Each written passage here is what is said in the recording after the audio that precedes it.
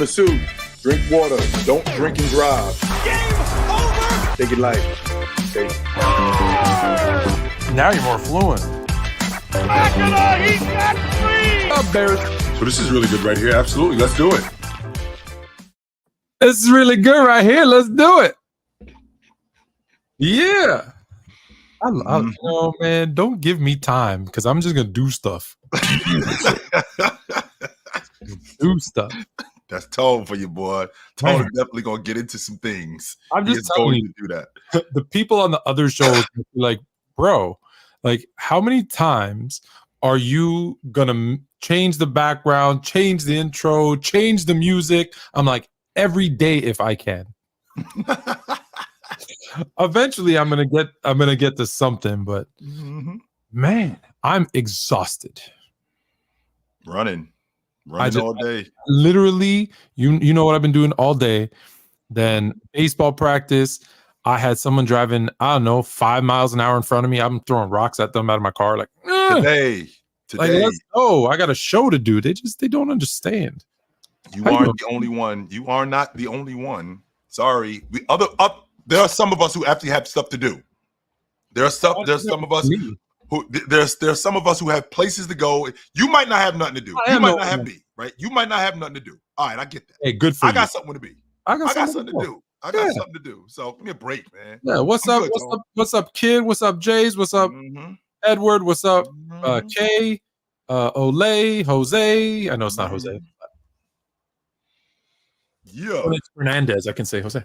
Did I ever tell you when I worked in Arizona? What up, Leaf? Did I ever tell you Link is coming? Be patient. We just started. Did I ever tell you when I was living in Arizona? Had a couple car dealerships, and one of the guys that worked there, his name, I don't know. Am I allowed to say? Am I allowed to say his name because it's really important to the story?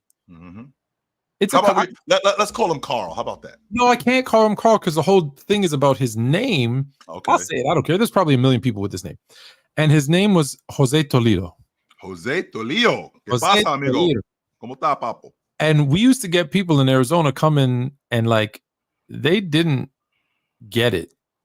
And so I remember this little old lady came. I happened to be, in the front area there, and she came by. And she said, "Excuse me, sir." I said, "Yeah, I'm here and I'm looking for a Josie Tooley-Doo." No, that's not his name, ma'am. No. Oh, yeah, right. It was his name. I got on the mic. Josie Tooley-Doo. Josie Tooley-Doo. Of course you would do that. Absolutely. Of course you would do that. Absolutely you would do that. As soon as he heard it, he's like, he knew my name, but I know who they're talking about. They 100% talking about me. I love that. Like it will never ever like that. You know when people say like, what's something that lives in your mind rent free? That lives in my mind. Josie.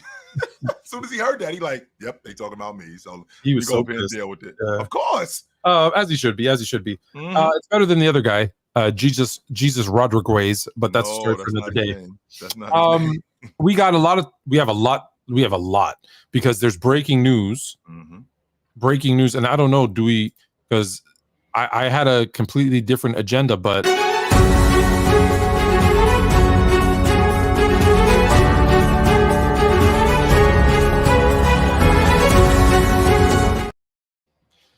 the Los Angeles Lakers are zeroing in, and it's just a matter of time, basically meaning they have to agree on money, that JJ, I've never coached a day in my life, Riddick, is going to be the next head coach of my former favorite team, the Los Angeles Lakers. So no longer are you a Laker guy now? Is this a joke to you now, Tone? Riddick, what do you mean if? It's done, Tone. The deal's done. Fine. I'm announcing that I'm a free agent. So I might be like you.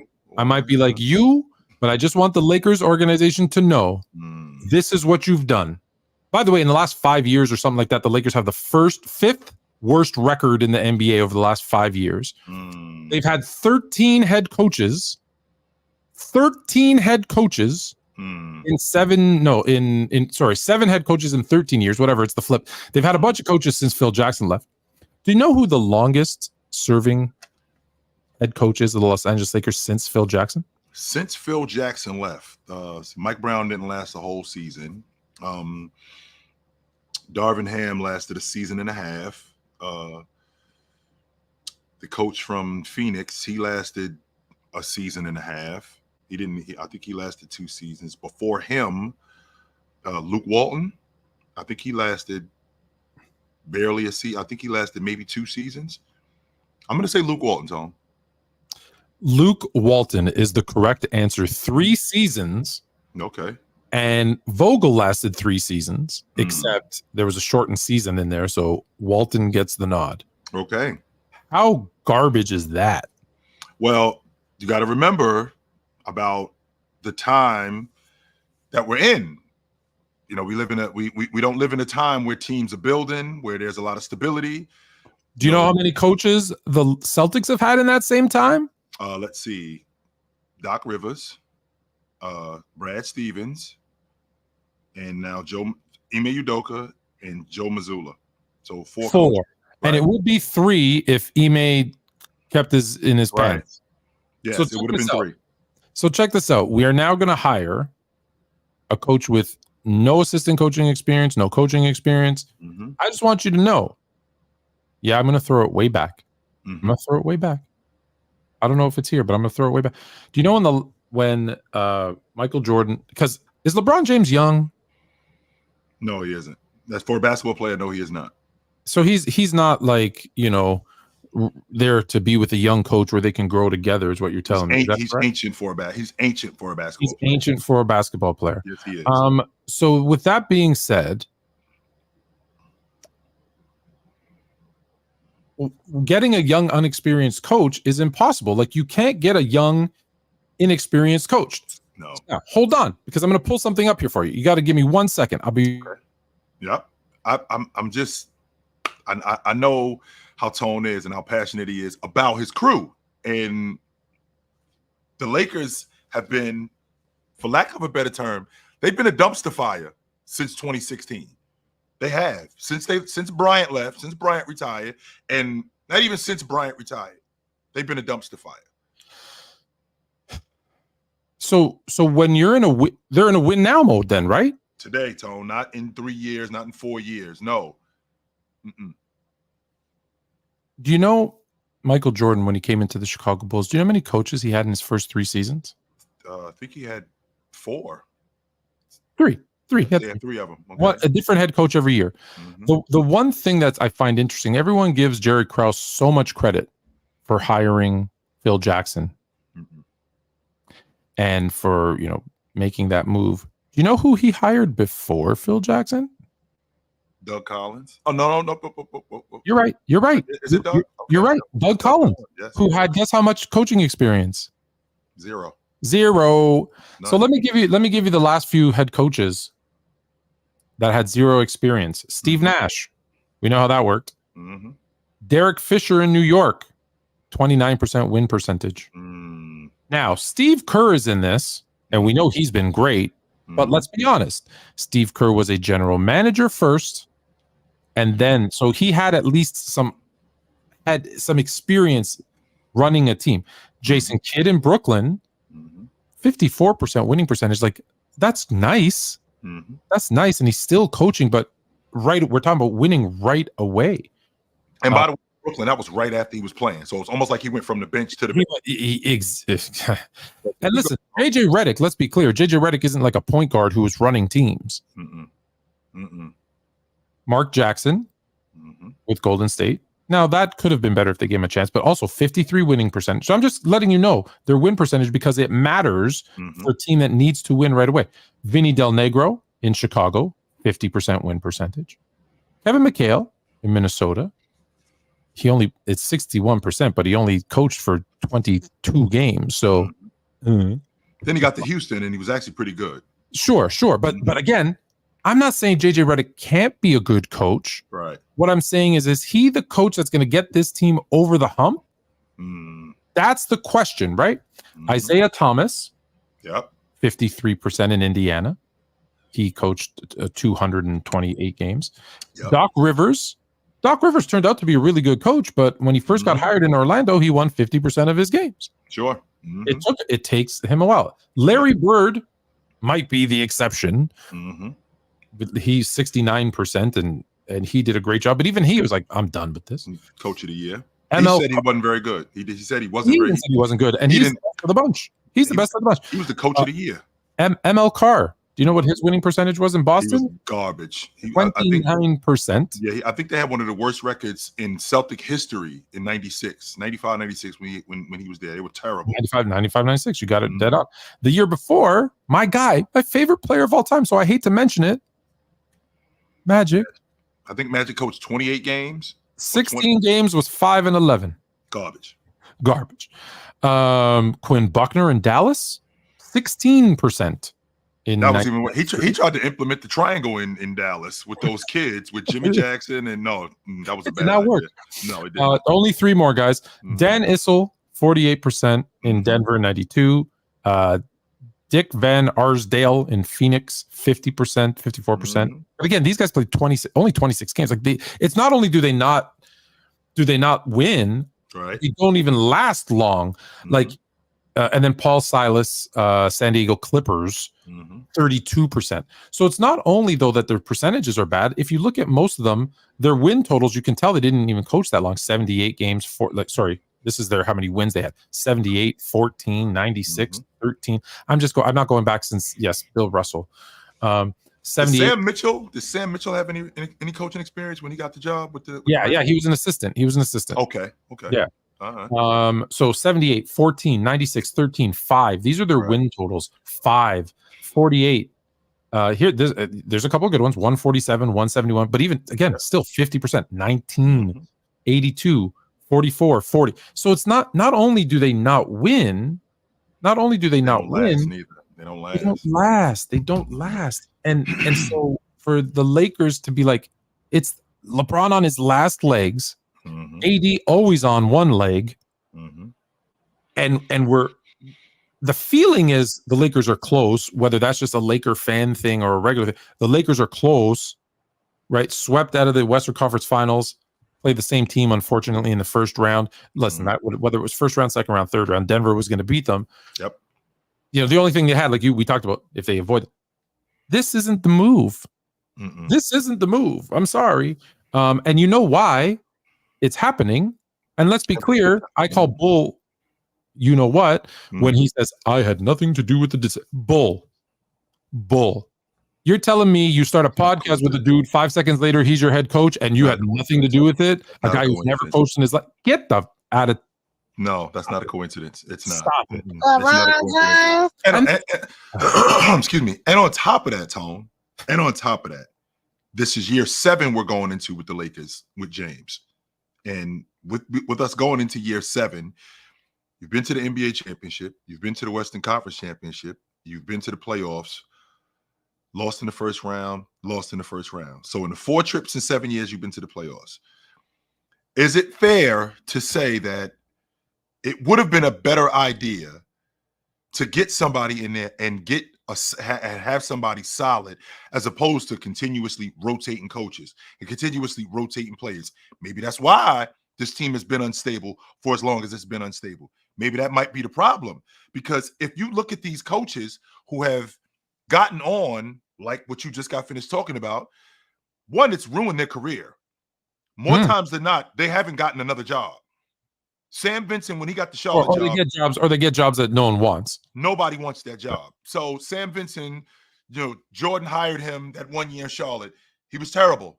He never got another head coach job again, ever. Well, and let's be honest, though, he hired Sam Vincent because they had played together. They probably had a relationship. Like, I hate to say that, but here's what pisses me off.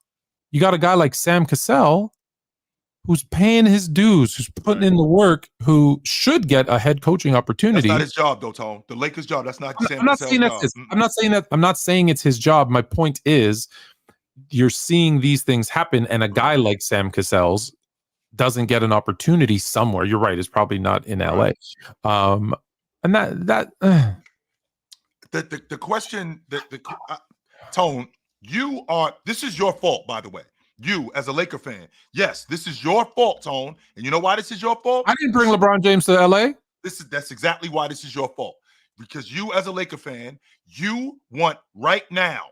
There is no let's make this thing into something. Let's get a concrete foundation and build this thing like we did in the past. Because when we did this like we did in the past, we were awesome. And we were awesome for a long time. But that's not on me. Now. Yes, it is, Tone. No.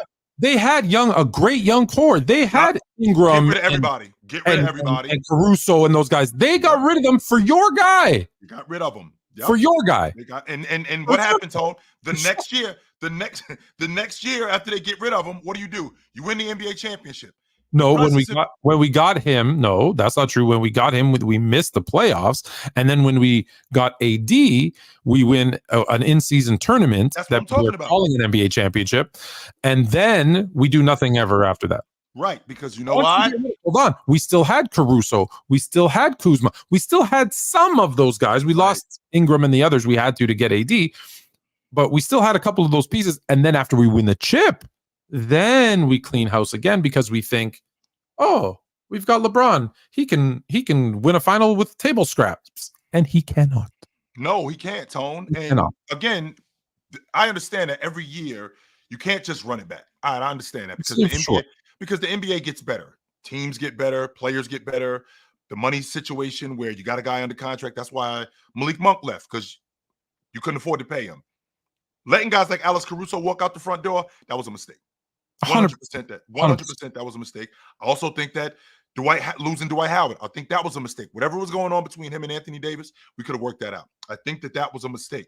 But I think they broke up, though. I think that's the problem. Maybe that might be maybe that might have something to do with it. But with that being said, Tone, when you get a guy like LeBron James at the advanced age that he is, at 35 years old, when you get him at 34 years old, going on 35. When you get him, I'm sorry, he was 33 going on 34 in 2018. He was 34. He was turning 34. So he was 33. This wasn't a project where, okay, let's build something. No, you got James and you know who he is and you know that he will skate on you. So we have to win now and we have to do everything necessary for us to win now. Well, here's the thing, Tone. Because you already did that, right? You did that in 2020. And then now you keep reconstructing the roster and not tinkering with it a little bit. I'm talking there's massive overhauls every year with this roster. Every year there's massive overhauls with this roster and expecting to be at the top of the league. Well, when you finally recognize, even though James is still at the top of his game, what's the reason for holding on to him? Because this plan is obviously not working, Tone. It's obviously not. When you're overhauling the roster every year, every 2 years, when you're overhauling coaches I don't think Frank Vogel should have been fired, but to lose Frank Vogel and then to turn around and lose Darvin Ham, whom I don't think he should have been fired neither. I'm okay. Hold on. I'm okay losing Vogel as long as they were smart enough to promote Jason Kidd, because he was really the coach of that team. He was really the coach of that team. They also interviewed Ty Lue, who was not interested in that job. There was a lot of coaches who said they were not interested in that job. And why weren't they interested in that job? For one reason and one reason only. It was a mess, man. It's difficult to coach when you're a great player, especially in today's era. When you're a great player, it's difficult to coach great players. That's why I commend the coach of the year. That's why I commend all of these great coaches, because they're able to adapt to the times, like Spo, right? The fact that Greg Popovich is still coaching. I feel like Wemby put some years on his life, because I feel like he would have been out. I feel like he was on his way out. With that being said, JJ Redick being hired for this job, it's not the wrong job. It's not the wrong hire. It's the wrong situation for everybody. And this is the trend that the Lakers have been having. I don't mind the fact that JJ Redick doesn't have any experience. That doesn't bother me, because neither did Adrian Griffin. The fact that he's getting this job in particular. The fact that any head coach experience, I apologize. Okay. The fact that he didn't have any head coach experience. The fact that he's getting this job in particular, he's being set up for failure. A thousand percent. He is going to be the excuse. He's going to be the scapegoat. Yes. Because LeBron already came out and said, I had nothing to do with the decision. Right. So duh. So now they hire JJ. When they don't win, it'll be, well, we hired an inexperienced coach, da da da da da, and he's and just I want to point this out to this person here. No, LeBron to Dallas is not confirmed because it's his coach. It's his coach. He's not going anywhere. He's retiring a Laker. He's going to retire a Laker, and I'm okay with that. I'm okay with him retiring a Laker if they put the pieces around the old man to get him a chip and that includes coaching staff. And this ain't it. And I'm going to tell you, everyone's going to be rooting for JJ to fail because he's pissed off a lot of people. It's already he's done, Tone. Pissed off so many people. It's already done. So, and with this being this type of hire, right? With this being this type of hire for this kind of team, there's going to be a lot of finger pointing. Of course, especially when we get into the season and the Lakers open up the season and they're 4-12 to start the season. And you don't think D'Lo, Rui, everybody else is going to think, well, really, this is LeBron's guy. I was just getting ready to say that. Right? LeBron's coaching this team. Yep. So if there's a beef, they're not going to go to LeBron. So JJ is going to get that, and it's all going to be because we think it's coming from LeBron. So we're going to go through him. We're going to go to him through you. Now, also remember too, Tone, I can't blame those guys for feeling like that. But I also, as a James guy, have to be honest. Where James, his lack of accountability for these situations is what bothers me. Where he steps back and go, well, I didn't have anything to do with this. You're the one who created this situation. Own it. You're 100, and I don't particularly mean the JJ Redick situation. No, I'm not talking about that. I'm talking about all of these situations. You are the one who created this, going as far back as to your Cleveland days when you first got there.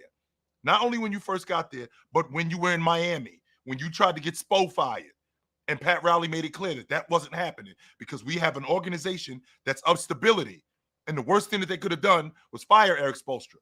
You two are going to work this thing out, and that's going to be it. How'd that work out? I mean, they went to the NBA Finals 4 times. It worked out pretty good, didn't it? It worked out pretty good, didn't it?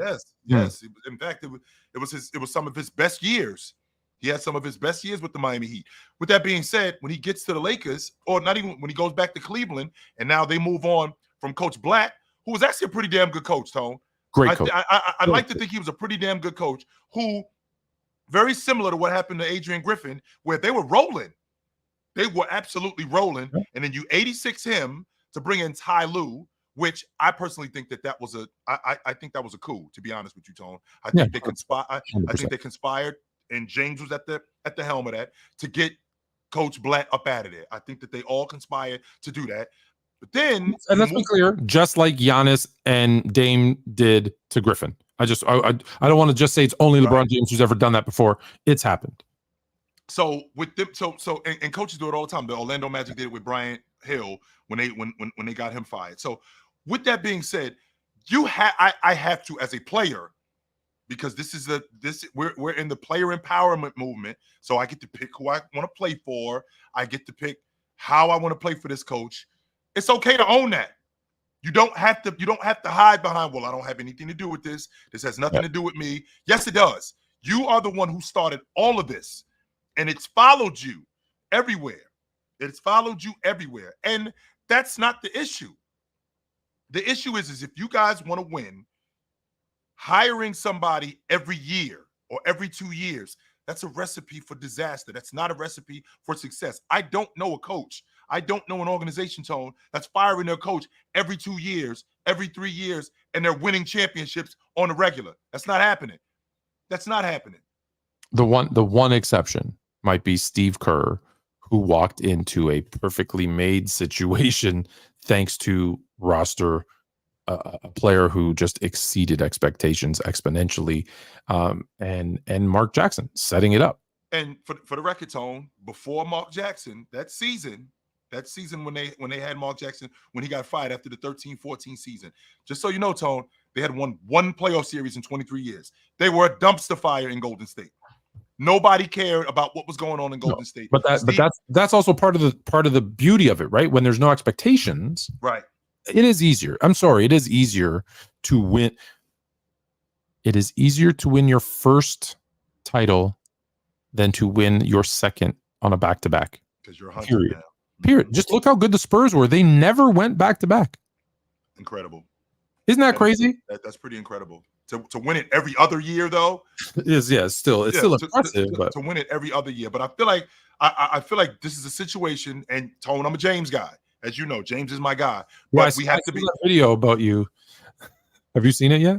No, what video about me? Oh, I guess some people made a video about you and exposing you as a James guy.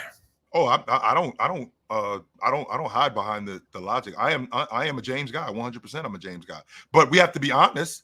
I can't be a James guy and just defend him when he's wrong. Well, not necessarily wrong, Some but but yes, I can't defend when I see what I see. And this coaching turnover, this player turnover, that's not because of anybody else but you. That has nothing to do with anybody else but you. We live in the player empowerment movement. We got a lot. It has a lot to do with money. It has a lot to do with winning. And these teams, they see this team, whatever team you're on, they see you. They see you as the guy who we got to continuously build around. We can't stand pat, because if we stand pat, we're going to start losing, and then we end up risking losing you. Well, you can say, well, Tone, that could be anybody. Yeah, it could be anybody, but anybody isn't you. And you started this whole thing. And because you and because you started this whole thing, you have to take ownership of it. 100%. You have to take ownership of it. So I don't like. It's not that I don't like this higher Tone. I just feel like they're setting him up for failure. Hey, I agree. So listen, we got to go deep dive into the NBA Finals. Yep. We're going to go through at least, maybe more, of the top 10 free agents, because this free agent class is fantastic. It is. So we're going to go through top 10 at minimum free agents. We're obviously going to invite everybody watching on to give their comments. Are you a big American Ninja Warrior guy? American Ninja Warrior. I haven't watched it a lot, but I have seen it. It's kind of dope. My son, Fluent Jr., everybody knows Fluent Jr., he loves this stuff. And so like they have like places around our neighborhood, not neighborhood, but places close enough that that has like these obstacle courses. And he's like, you got to take me. There's a new one. And he I don't know how he does it, because it's crazy. And so as you know, Hugh Jackson is Coach Hugh Jackson is a friend of mine, and you know we were talking about. He goes, "Oh, I know a guy who does American Ninja Warrior." He goes, "You absolutely have to meet him." So I'm like, "All right." So I want to show you the clip first. Can I show you the show? Let's see that. And I had just so you know, I had a little bit of fun. I had a little bit. You'll see what I'm talking about. I had a little bit of fun with the video, but here's our guy, and then we'll talk about it. Crazy on the sidelines. Look at this. He looks like an Oscar statue in that goal. He's probably looking to get nominated for Best Run of the Year. Noah Kaufman on the court.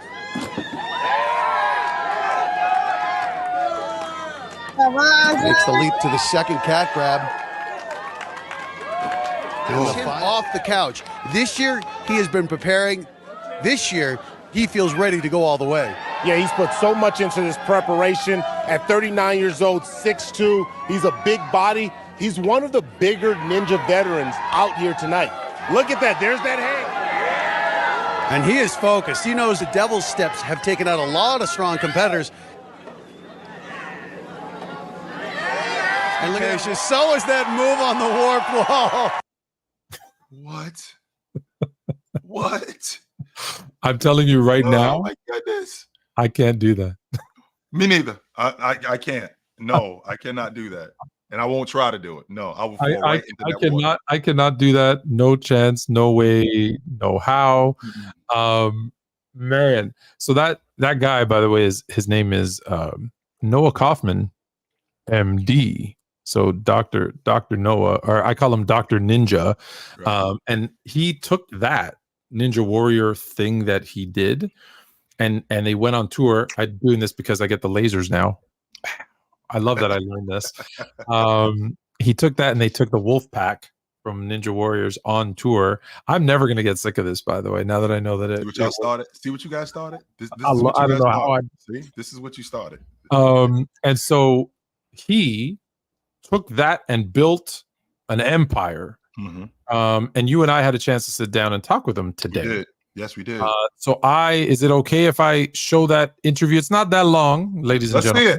Let's see it. We're gonna show it. All right. Yeah, so let's see it. here's our chat with Dr. Ninja. That's what I'm gonna call him.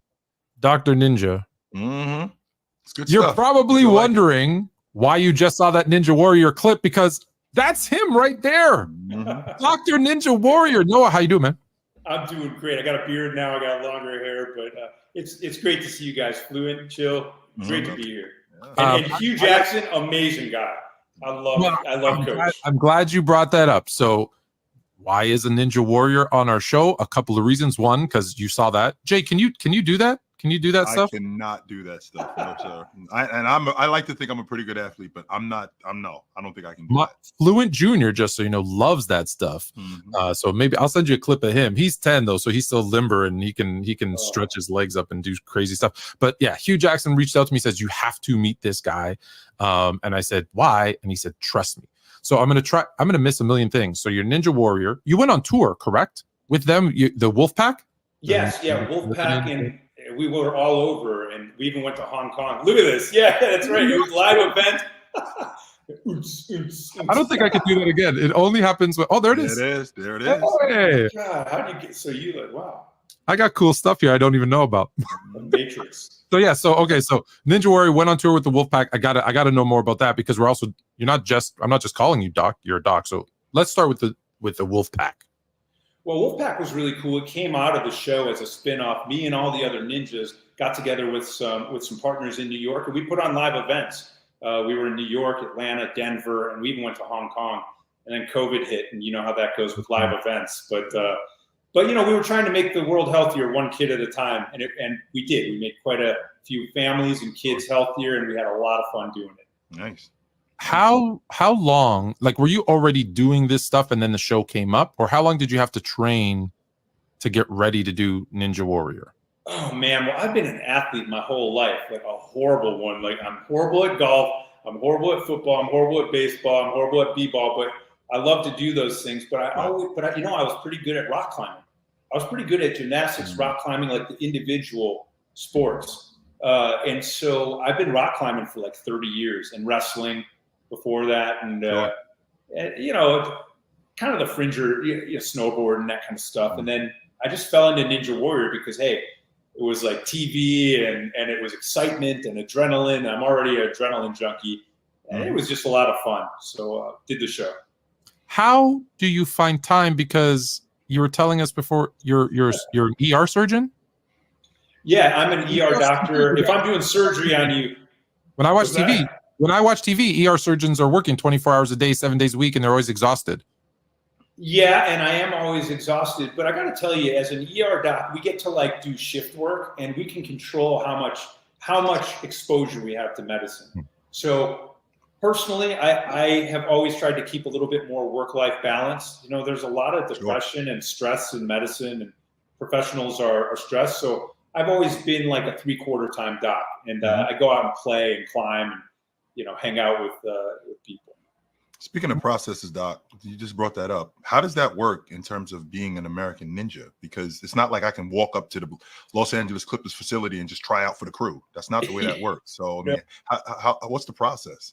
Yeah, chill. That's a good question. I mean, my buddy Brian Arnold tried to get me into it the first year, and I was like, no, I don't want to be on TV, and I don't want to do that. And then the second year, they put like a $500,000 prize money on it.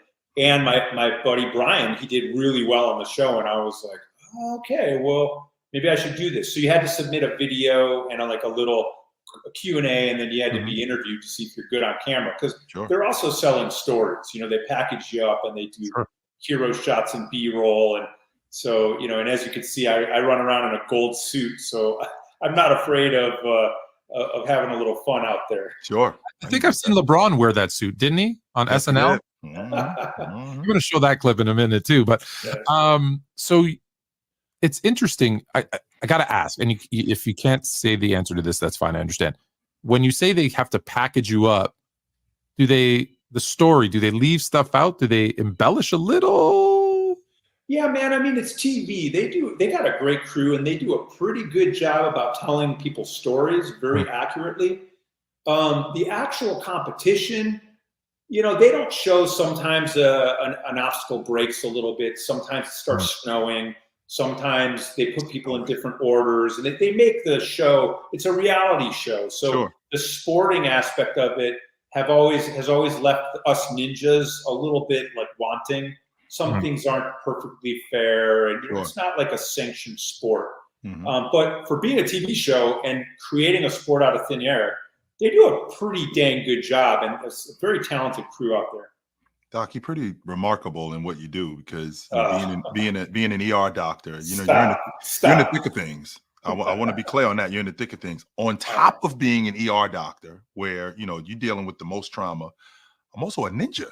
I mean, how much better does it get than that? I don't know how much better it gets than that, Doc, to be quite honest with you. I mean, this is a dream, right? row your boat. Right. Life is but a dream. I mean, YOLO. I think that this is like such a gift. Life is such a gift. And why not live it to the fullest, fearlessly, Absolutely. and go as hard as we can in the direction of our dreams. So that's what I do. That's how I live. Who didn't grow up wanting to be a ninja? Right? I feel like my friends broke arms, broke legs because we used to jump off the garage, pretending to be ninjas. Yeah, I broke my arm doing that. But look, I became a ninja. I just never stopped jumping. Yeah, there you go. But that's not why you're here. Well, it is why you're here, but it's not why you're here. Why you're really, really here is kind of right above me here. Starbot Pro, Telegram. So me and Chill, we have. I don't know if I told you this. We have Telegram groups. We actually communicate through Telegram. We communicate with people who watch the show on Telegram. I had no idea how much you could do on Telegram. Yeah. So tell me a little bit about Starbot, because I just thought it was like, hey, I'm having a chat. You can do way more with Telegram. Until today, Doc, I didn't know. I thought that's all it was I'm just talking on Telegram, and that's it. Yeah, people can program bots on it. And just to tie everything together, I love sport, I love ninja, I love obstacles. I love helping people, I love building things. I'm an entrepreneur, I love working really hard. Boom. That takes me all the way finally to get to being an entrepreneur. I love trying to make the world better. Well, I got wrapped up in the Bitcoin and Ethereum and all that stuff. I had my money on, Voyager, which is one of the big things that crashed. And I lost all kinds of money. It was horrible. I lost all kinds of Bitcoin and Ethereum. I'm talking like life-changing, my savings. And so I decided, a lot of people lost a lot. I decided to work with some really smart people. We got a PhD in AI and machine learning, a computer science programmer. We've got this whole team that's incredible. We've got investors, advisors, coaches involved. And basically, we decided to make a trading platform for all the people who lost money on these FTX and all these other things.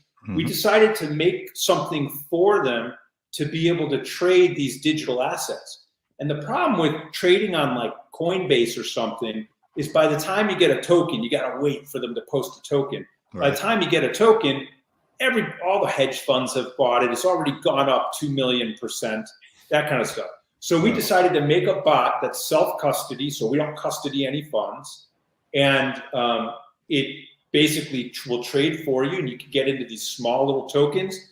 I'm going to pause you there for a sec, because Jay, when you say self-custody the funds, he does not do this. He does not, right, Jay? You don't know what that meant? Okay. I do not know what that meant. I was about that. In fact, that was my next question. That was my next question to you, because it sounds I like love this when I start going. Yeah. Because what it sounds like you're doing, Doc, is it sounds like you're turning nothing that's nothing into something.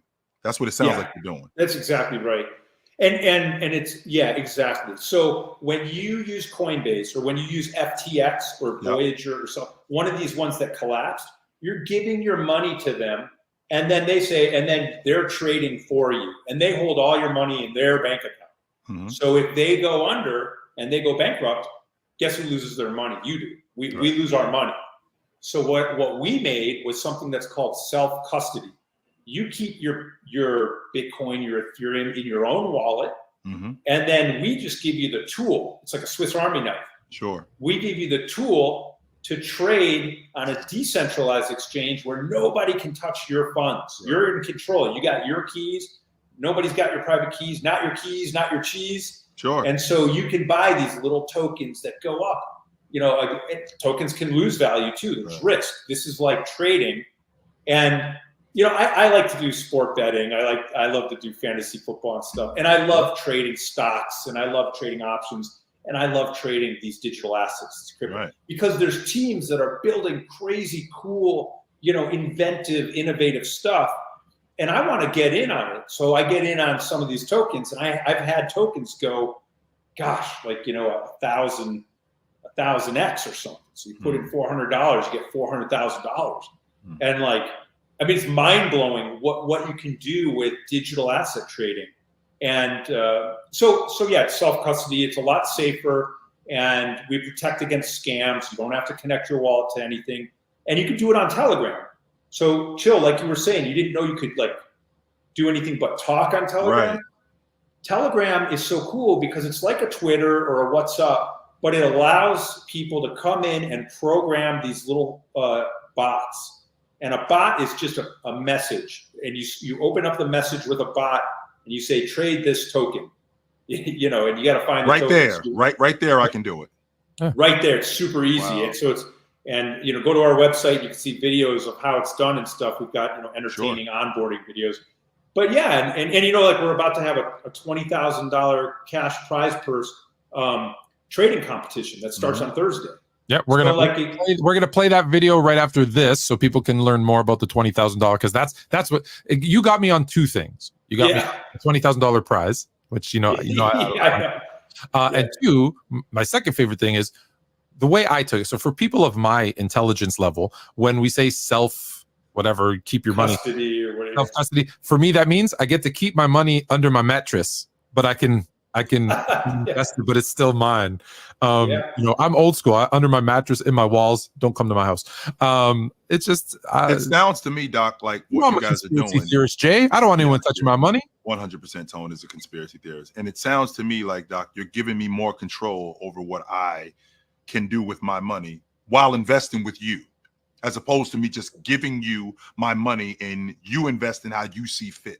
And it going you're not even investing with us. Right. So when you have your money under your mattress, that's happening in the physical real world. Sure. The whole invention of crypto or digital assets or Bitcoin is that finally you can have your own safe in cyberspace that nobody can crack, not the government, not anybody. So the whole thing about Bitcoin is like, look, let's say everything goes to hell tomorrow and we've got to leave the country.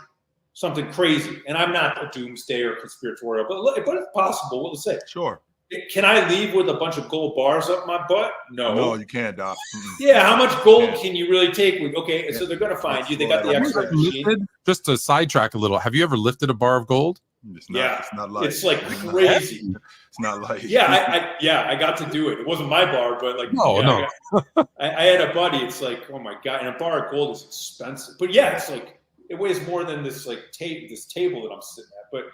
But yeah, I mean, if you had to leave the country and flee the country for some reason, civil war, I don't know what it is. You know, if things are becoming more and more possible.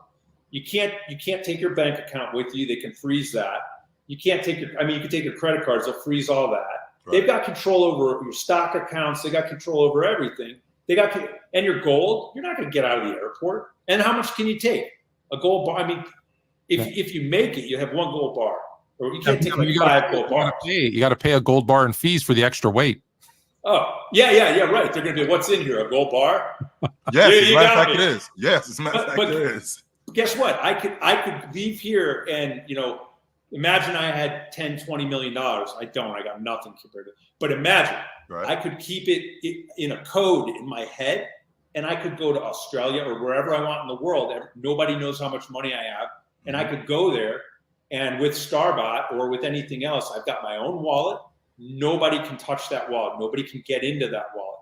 That's what's so amazing about digital assets. It's finally allowing us to have total, real self-sovereignty. Right. And people are going to get it. And that's why everybody should own a little bit of Bitcoin. But we create the trading platform that interacts with your wallet. But you're not investing in us. You know, you're just trading using Starbot. Sure. It's pretty cool. I like So it. the good thing is one, I don't know if people know this, again, not to be a conspiracy guy, but if your bank Even goes though out, you are, even if your bank or your what are they, the small, I don't know why, whatever your financial institution is, if they go out of credit business, unions, you lose your money, right? You do lose your money. If you're, what are the small ones called? I don't know why I'm drawing a blank on you got them. banks, you got credit unions. Credit unions, yes. If your credit union goes, because everyone's like, oh, I like a small little credit union because it's in my neighborhood. I'm like, yeah, but if Bob's credit union goes out of business, you're out of your money. Right. But what people don't know is Fluent and Chill doesn't know this too. I'm announcing it right now. We're going to start an account with Starbot. Okay. Hell yeah. Have fun. We're going to start putting some money in as part of Fluent and Chill, and any money we make, we're going to put out to contests to our viewers. So we're going to start a Fluent and Chill account for the people that are watching on starbot.pro. That's where you can find it. I'm going to show you the videos. And what we'll do is we'll give you updates on how we're doing. So I'm going to do the initial investment, and we're going to start a Fluent and Chill account for our viewers. It might be cash. We might give you merch. We have so much going on. So I figured, let's give back, because you inspired me, Dr. Ninja, to give back to the people. Yeah, that's what we got to do, man. It's all about people in this world. All right, so that's at starbot.pro. Obviously, Telegram. I know everyone's already on Telegram. We're going to update you every week on how our collective Fluent and Chill fund is doing. But also, I know you want people to go to starbot.pro, but also go follow Noah Kaufman MD, because you got to see more of the gold suits. And your Instagram page is filled, because not just you, I see a bunch of stuff from your Wolfpack guys, people rock climbing, people flying, like you guys are nuts. So good. Living the dream. Absolutely. For the record, Doc, my brother Tone over here, he's always like bringing strange people home. But this is one of those situations where the stranger that he brings home is like, this guy's kind of cool. He's always bringing strange people home, always. He's still mad about flat Earth. Like, what the hell are you doing? But this guy, is this one of your crazy friends? But this guy is like, all right, I can get with this. Thank you, Chill. Absolutely. Thank you, brother. I appreciate that. Before we let you go, we got to put you on the spot. Okay. Because we have some finals in the world of sports, and we're going to do a preview, obviously, and go deep dive into this. But we got the NBA finals. And now, Chill, I don't know if you know this, Chill does not have a favorite team. He just loves basketball. I am a Lakers fan, so I'm way out. You are a Bulls fan. You're in worse shape than I am. So we've got the Boston Celtics, so I'm clearly rooting against them as a Laker fan. But we got the Celtics and the surprising Dallas Mavericks. If you're being put on the spot to make a pick, who has closer ties to Chicago? Maybe, I don't know. How are you going to make your pick? I am a Bulls man through and through, and I was there for the three-peat. I was there for Pete's. Michael and Scotty. Pete's. Yeah, exactly. And so, but the first one was the best one. Let's be honest. It was pretty amazing.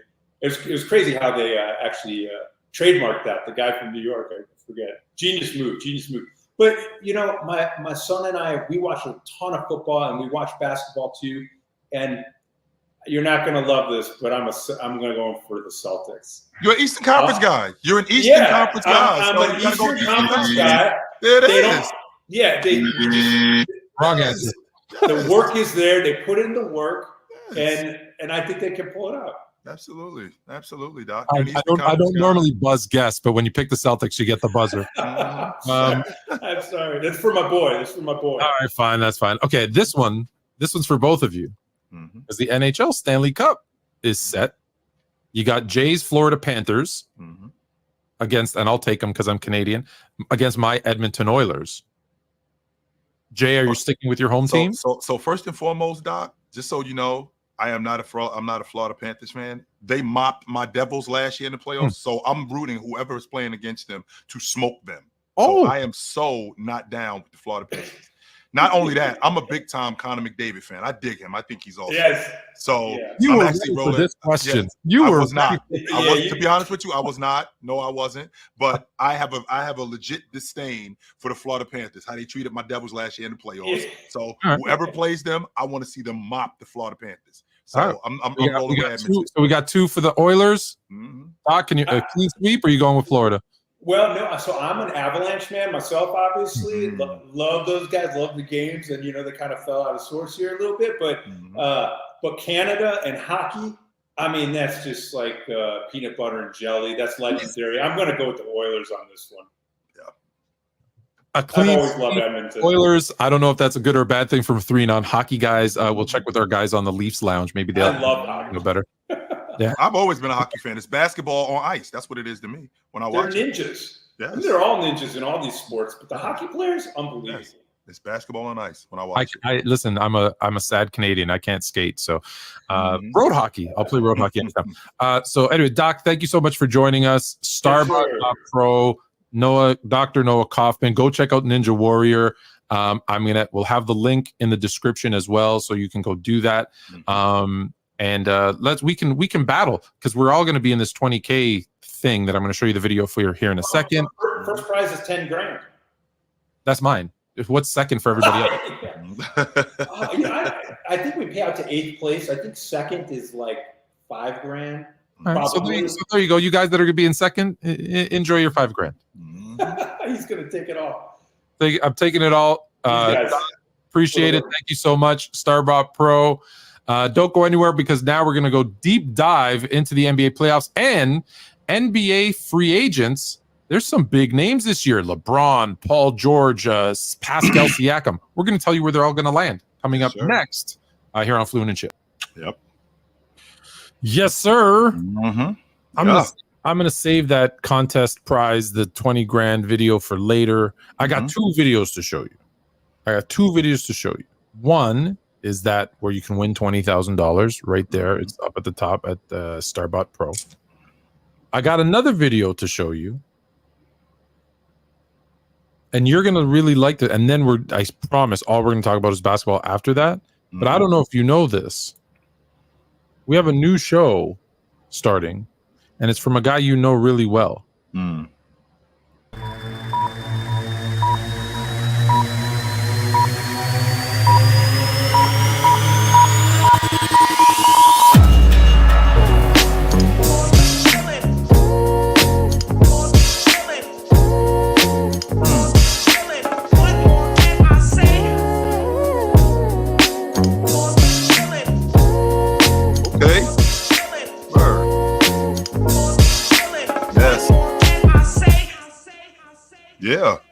Yeah, absolutely. Course is chilling by friend Source of Course. Yes, that's what you know him as on TikTok, Source of Course. That show premieres on Sports Fluent tomorrow, Wednesday, depending on when you're watching this. Wednesdays at 7 p.m. starting June the 5th. Hip hop, some sports. You know, he's a big WNBA guy, obviously an NBA guy, an NFL guy. Him and his Eagles. Boo. Garbage. Everything hip hop. You can get it from Source. Yeah, everything hip hop. He's the official hip hop guy. 100%. You know, like he posted this thing about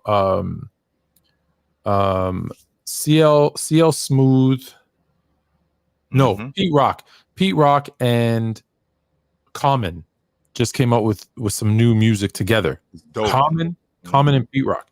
And I'm like, yo, what happened to CL Smooth? And he's like, oh, CL Smooth just came out with a new thing here. And I'm like, with Peter Guns. Yeah. And I'm like, what happened to Lord Tariq? And he's like, oh, he like has all the I kept trying to everything hip hop. Everything hip hop is him. He knows. Everything hip hop, that is him. 100%. Do you want to do NBA free agents? Or do you let's start with the finals. How about that? Okay, let's start with this. Let's start with the finals. No doubt about it. We should have never shown y'all. I'm telling y'all, it's never going to be enough. I wonder if there's other things. I'm sure you just found out about this today. Yeah, this was just random. Like, right. I'm sure that when you start messing around with it, something else is going to come up. There should be something that says this is how all this stuff works. But that being said, okay, so NBA Finals. Yep. Let's start with the favorites. Start with the favorites. Boston. We all said Boston's coming out of the East, but since the preseason. So Boston is coming out of the East. They will be representing the East. Your guy, Jason Tatum. Yep. And the guy who's carrying him, the Eastern Conference MVP. Yep. Jaylen Brown.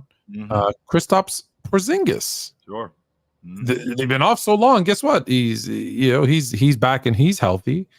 Some people say they had a very easy road to the finals, having Miami without Jimmy Butler. Yep. Then they faced Cleveland, where Donovan Mitchell was hurt for a couple of games, no Jared Allen, et cetera, et cetera.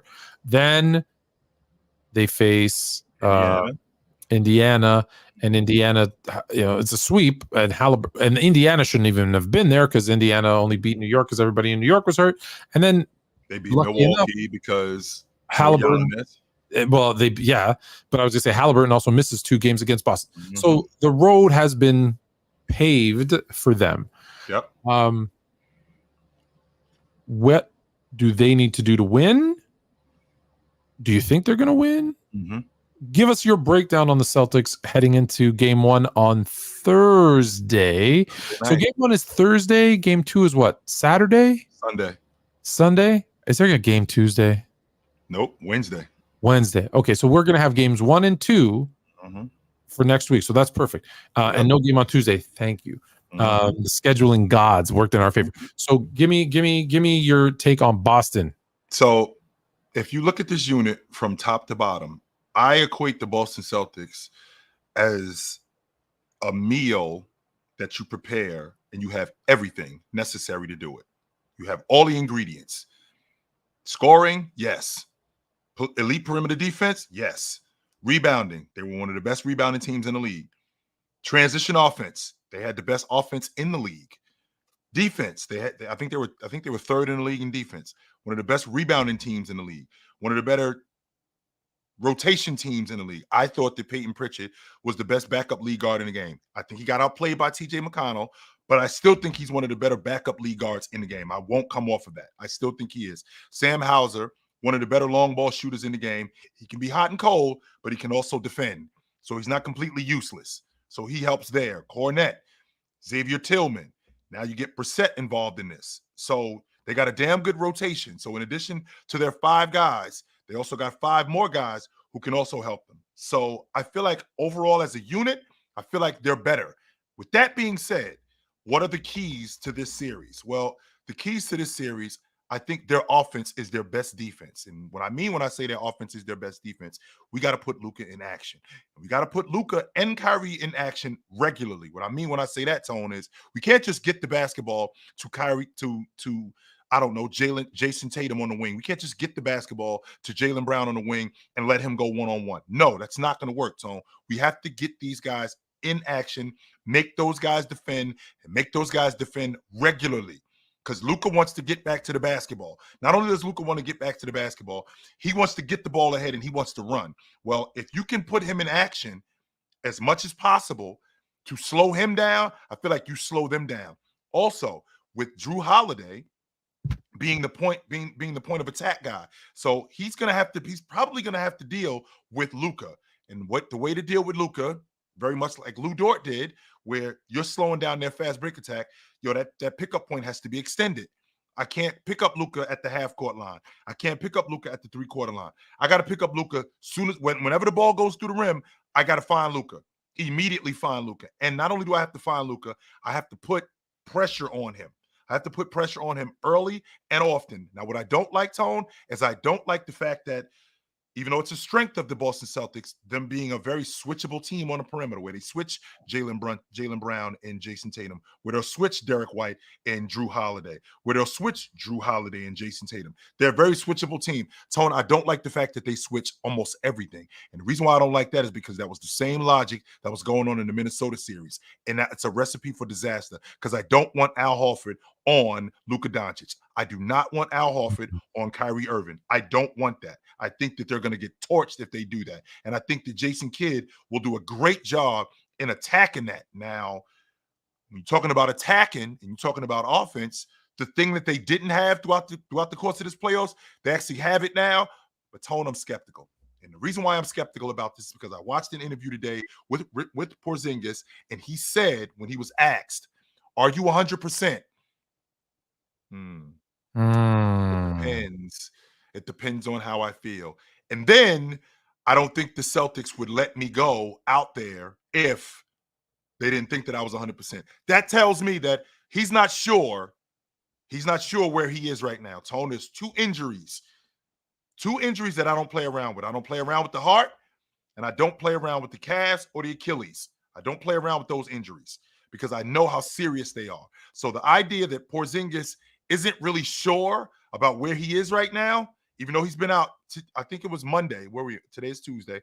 I think not yesterday, I'm sorry. I think it was whatever the 29th was. That's 1 month that he hasn't played. The 29th would have been Wednesday of last week. And I know this because the 30th, my birthday was, you didn't wish me a happy birthday, was you ain't Thursday. tell me that. I forgot. Oh, damn, I'm tripping. I forgot your birthday was last week. My fault. Happy birthday, Tone. I can't believe I forgot. Nope. I can't believe I forgot. 68 and nothing. So yes, 29th was Wednesday. Okay. So 1 month, Tone, he's been out of the lineup. So Thursday will be exactly 5 weeks, right?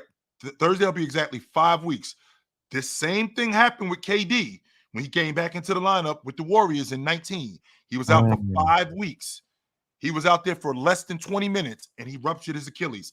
I am not a fan of throwing a guy out there who's not sure, and I'm also not a fan of trusting the organization to let me go out there. One of the things that I've always applauded with the Miami Heat is how first class they are. Chris Bosh had blood clots, and he was getting cleared from doctors. Pat Riley said, "You are not passing out and dying on national television in a Miami Heat uniform. That's not happening."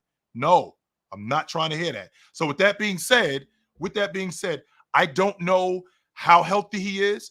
So what I'm interested in doing is I'm interested in easing Porzingis into the lineup. That's what I'm interested in doing. 4 minutes here, 5 minutes there. I don't want to throw him on the floor, Tone, and just throw him out there like he's been on the floor this entire time. I don't want to do that, even though I feel like he's the difference in this series. Because with him on that front line, with Hartford, I feel like you not only do you have a stretch 4, but you also have a stretch 5 who can also protect the rim, who can also rebound, do things like that. Now, I think that this Dallas Maverick team, from what I've been hearing, is 2 guys, Kyrie Irving and Luka Doncic. If we're going to win this series, if I'm the Boston Celtics, if we're going to win this series, PJ Washington, Derrick Jones Jr., they got to make shots. It's that simple for me. Those guys got to make shots.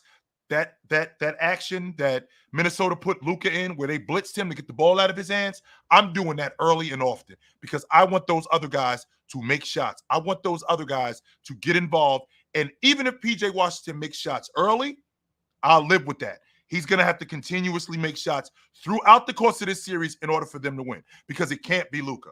It cannot be Luka. We have to slow him down in some way. And the way that I feel like we slow him down, Tone, is I feel like you slow him down by getting the ball out of his hands. It's not gonna be because he missed shots. If you get the ball out of his hands, you throw his rhythm off. And if you throw his rhythm off, then you can throw his offense off and put him in action consistently. I think I had the Celtics winning the NBA championship in December. I had the Celtics winning the NBA championship in February. I had the Celtics winning the NBA championship when the playoffs started. I got the Celtics winning the NBA championship today.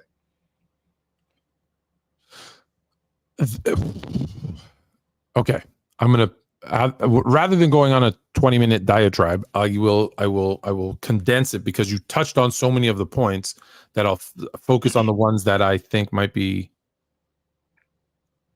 not different, but just I don't think Porzingis is healthy. I think Porzingis is going to be a non-factor in this series.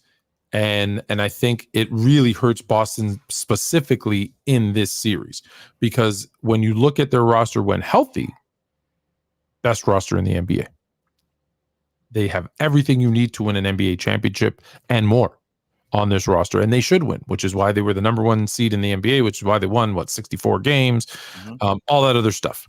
As long as 2 things don't happen, as long as they don't fall in love with 3, and as long as they don't get down early, because they've only lost 2 games in 3 rounds, but both of those games they got down early and they got blown out. They weren't close. Now, granted, it was only 2 games, so people are going to like, yeah, they had a down game. You know, they let the guys off the hook because they should have gone 4-0, 4-0, 4-0. Let's just be honest. They should have gone 4-0, 4-0, 4-0. So, you know, they haven't shown all season that they can win close games, and when they lose big. So that's a recipe for disaster against a team like Dallas. So that's my only concern. I don't think that's going to happen, though. I think they learned from 2 seasons ago when they were in the NBA final. I think Brown and Tatum know what's on the line.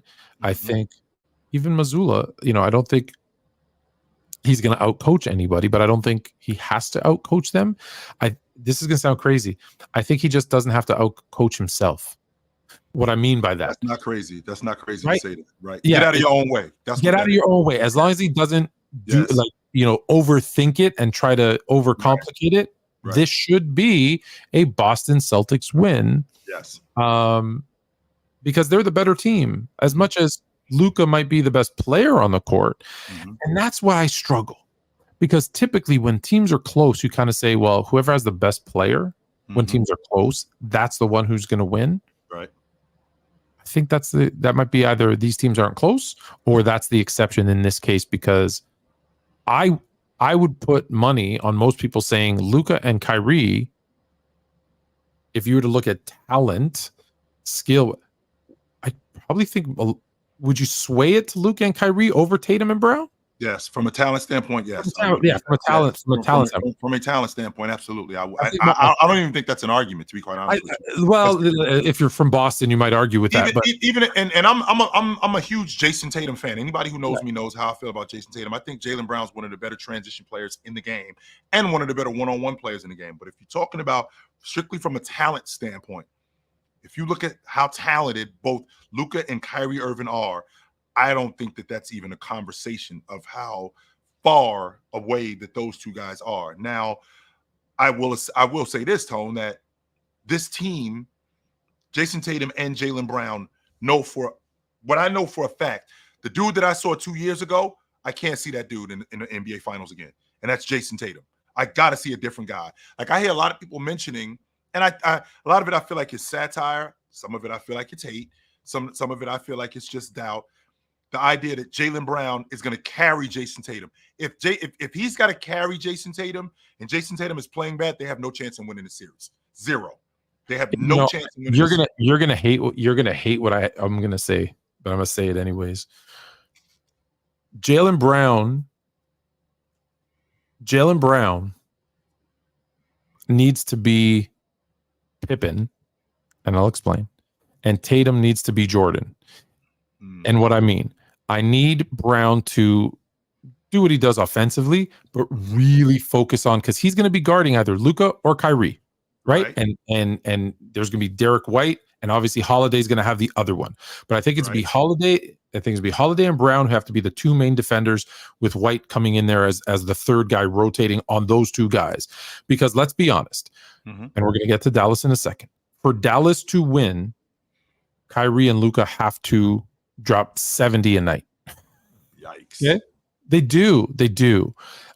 So if they can look, they're not going to stop them, but if they slow even one of them down, that's the recipe for success. So, and I know you hate what I'm about to say, but if the Jaylen Brown defense doing all the other stuff, and then Tatum just say, hey, Tatum, don't worry about what's going on defensively. Not that we're going to, but we're going to put you on whoever is the non-offensive guy that night, right? Whoever's having a bad game, whatever, so that you can focus on offense. We want all your energy on the offensive end, because we know when he is driving, when he's making shots, Celtics are unstoppable. They're unstoppable. And if he's getting bogged down and tired, and people are going to hate it because they're like, well, he's the best player, he should be on. Nah, I play to win.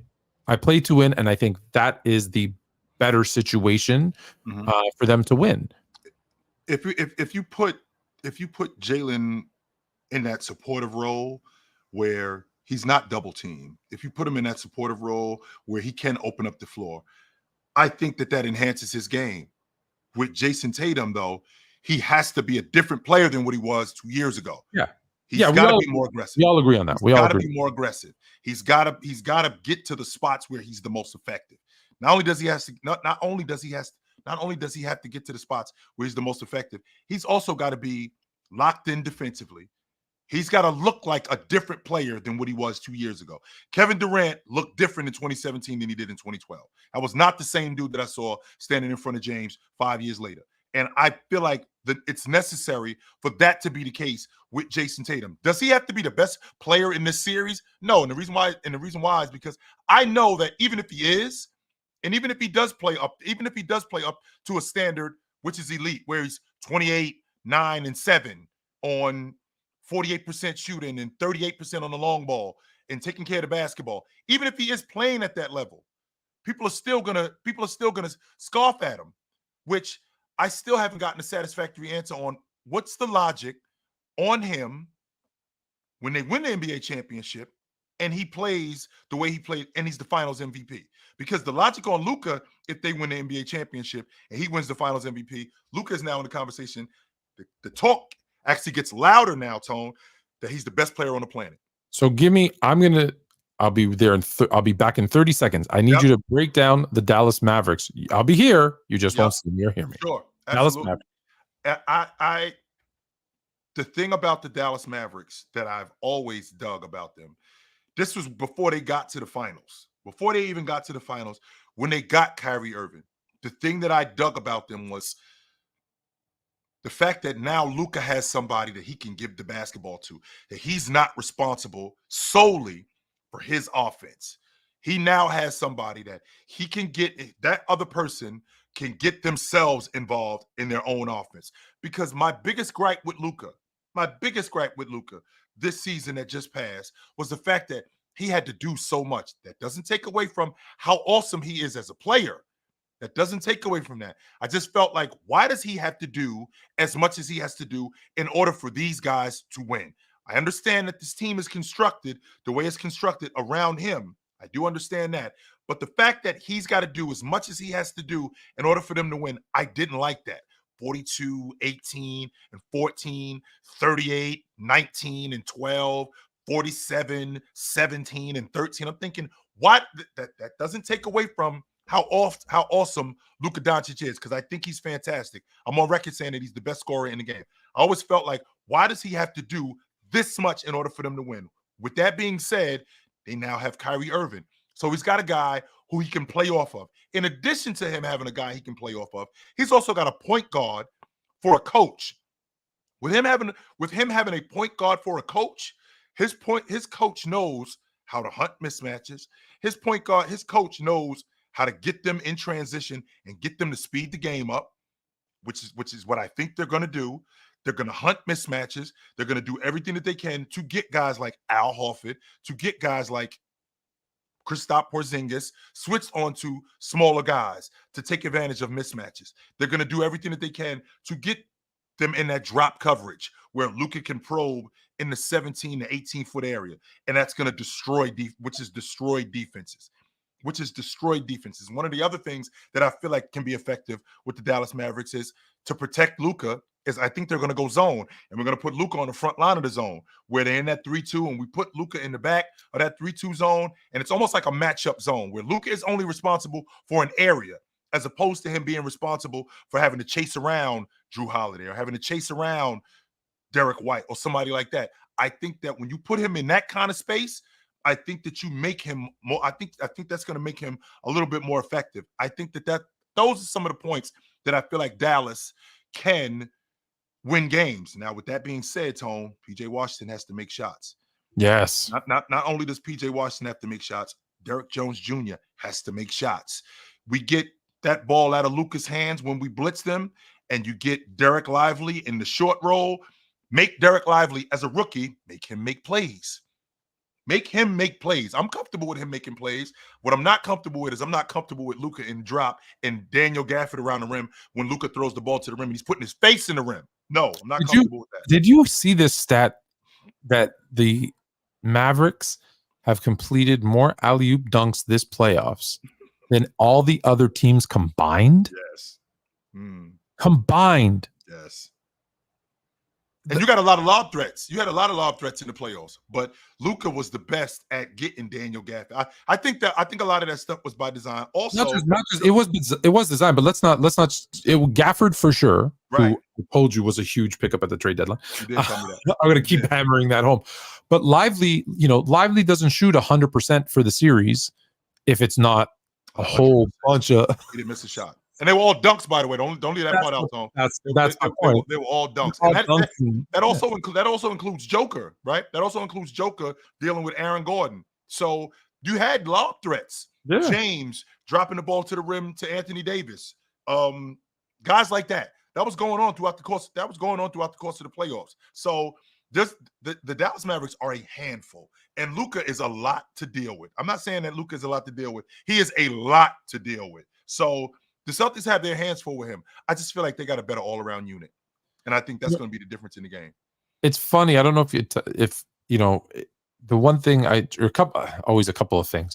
You always do such a good analysis that it's like it's good, and it's good for me because then I can keep mine short because I like to keep my stuff concise. Luka, you can hide like Hartford. I say Gafford again. I'm obsessed. Horford, if Horford's on the court, Luka can guard Horford. Luka can guard Horford. Let's be honest. I don't care what you tell me. Luka's 6'9", 6'10". I've seen him stand next to. What they got him at? They got him listed at 6'7", something like that. I don't know what the hell he's listed at. I think he's bigger than that. I do. I think he's bigger. I've seen him stand next to Rudy Gobert. I've seen him stand next to Cat. That dude is not 6'7". Yeah, so I think he's Horford's 6'9". Like I think he's fine. And he's actually, again, we've said this, Luka's given effort defensively this playoff. Right. So I don't think it's a bad thing to have him on Horford. Heck, he could probably guard Porzingis, who's going to be a shell of, like I've already said, I don't think he's going to be that great. My problem with Dallas is, can they get enough, right? And you touched on it. Can they get enough shooting from Washington and Jones and basically everybody, enough points from Gafford and Lively, and can they get enough points from those guys? Because Kyrie and Luka can't score 110. I think they got no shot. I think they got to score 70. I think they got to score 70, but they can't score 110. The thing that's where I think offensively, I worry about Dallas. Defensively, on the boards is where I think Dallas will have the advantage again, because I don't think Porzingis is going to be, not that he's a tremendous rebounder anyways, but I think that's where Lively, Gafford are going to be able to take advantage. I think you're going to see Dallas get a lot. I think their offensive rebounds, if they plan to win, their offensive rebound is going to have to be significantly higher. They're going to have to get a ton of second chance opportunities, second chance points, because I think that's where they have to win. Because I mentioned it before, when you've got White and Holiday and Brown to essentially guard Kyrie and Luka, that you got to pick your battles. What are we better at? Let's become really a lot better at that. Right. And that's why I picked Boston too, is because as great as Luka and Kyrie have been playing, I just think Boston, there's too many things coming at you from so many different angles that I just don't think. Dallas needs another player. They need one more scorer. So unless someone on their team steps up and becomes that overnight, that's, I guess, their off season. Hey, we're close. This is what we need to do to win. And also too, Tone, I mean, and you're a football guy, you can appreciate this. When you're beat up or you're just coming off injury, one of the things that a football player does is he tests that injury. How healthy are you? So with Porzingis coming back from injury, Derek Lively and Gafford, they're going to immediately go after him to find out where he is. We need to find, can he hop? Can he still hop? Can he get up and down the floor? This is what I'm talking about when I talk about Jason Kidd speeding up the game. So when Porzingis is in the game, get up and down the floor, make him run. Let's see where he is. And if he's not where we think he is, where it's not where everybody thinks he is, keep speeding the game up. Go after him and hunt him and take advantage of mismatches. Jason Kidd is fantastic at taking advantage of mismatches. This is the same Jason Kidd, by the way, who everybody a lot of people in the Dallas Maverick, not just in the Dallas Maverick fan base, but a lot of people were calling for Jason Kidd's job. He sucks at adjustments. Oh yeah, they wanted him. They wanted him fired at the end of last season. Absolutely, right. He's not a good in-game coach, and I'm thinking to myself, how is he now? Because he looks like a pretty damn good in-game coach. He looks pretty good at adjusting. So funny how things turn around when you give a coach an opportunity and some players. Sure, absolutely. And Tone, and last thing, and I've had this conversation with you almost to ad nauseum. I don't believe that you can hide guys in this game. I don't believe it because we know who you are and we know what you can do.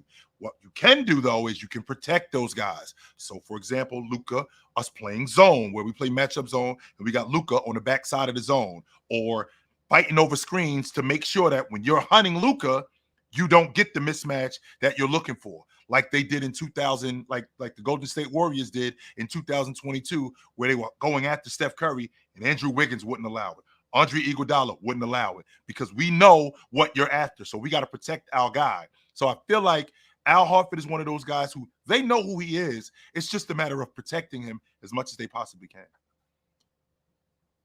Is there any chance Dallas wins? Yes. Yes, it is. And who is the guy that comes out of nowhere? Because you know it's going to be someone. Who's the guy that comes out of nowhere and plays that third guy on Dallas that gets them the win?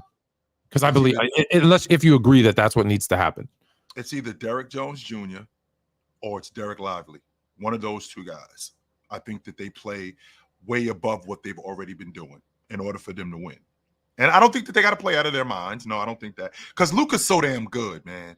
Luka is so damn good that he makes those other guys almost like it's very similar to the situation in Denver with Joker. How much better does Joker make Aaron Gordon? How much better does he make KCP and MPJ? He makes these guys so much better. So much better. So okay. Finish this sentence. Yep. If PJ Washington averages an efficient 20 points per game, the Dallas Mavericks will win the NBA championship in 6 games. Yes. Because all right, PJ, that's the challenge. He opens up so much more. Well, they did the same thing with Oklahoma City. They did the same thing with Oklahoma City. Oklahoma City said, PJ Washington, you got to make shots. It ain't going to be you, Luka. You're not going to beat us. Kyrie Irving, we're not going to let you beat us neither. You have to beat us. And if he can knock down open shots like that, where he's averaging 20, so if he's averaging 20, Tone, that means that we've got 24-point games, a 26-point game. We got games like that. And if you're doing that in addition to whatever Luka gives you and whatever Kyrie Irving gives you, it's going to be hard to beat them dudes. Hard to beat those guys. All right. The challenge has been laid down to PJ Washington. Average 20 efficient points a game, and the Dallas Mavericks will win the NBA championship. I have Boston in 6. I got the Celtics in 6 tops. I think this thing could end in tops. 5. I think this thing could end in 5, but I'm going to say 6 tops. You said tops. I think that this unit that the Celtics have, with getting Porzingis back, who's going to be the key, I think they handle these. I think they can handle these guys. I do. Wow. I didn't expect you to say tops. That was okay. So I'm going to stick with 6. You got. We're going to invite you guys up to give your picks for the finals. While we do that, I want you have a list of NBA free agents. Yep. Do you have that list handy? I do, Tone. Yes, excellent. I do. So first, let's give a message from our sponsors. Starbucks Pro. They got a new challenge where you can win $20,000. I'm going to play that for you then, and we're going to get into the top 10 NBA free agents, and let's make where they're going to go. Right. Join our Wrecked Rally trading competition and get up to $20,000 in rewards. Reliably trade ERC20 tokens at lightning speed. No need for Uniswap or slippage problems. Climb the leaderboard and be the best. Trade with Starbot and get protected from MEV attacks. Win $20,000 by trading any ERC20 token. Do you want to be a loser or a winner? Trade now and get rewards with Starbucks.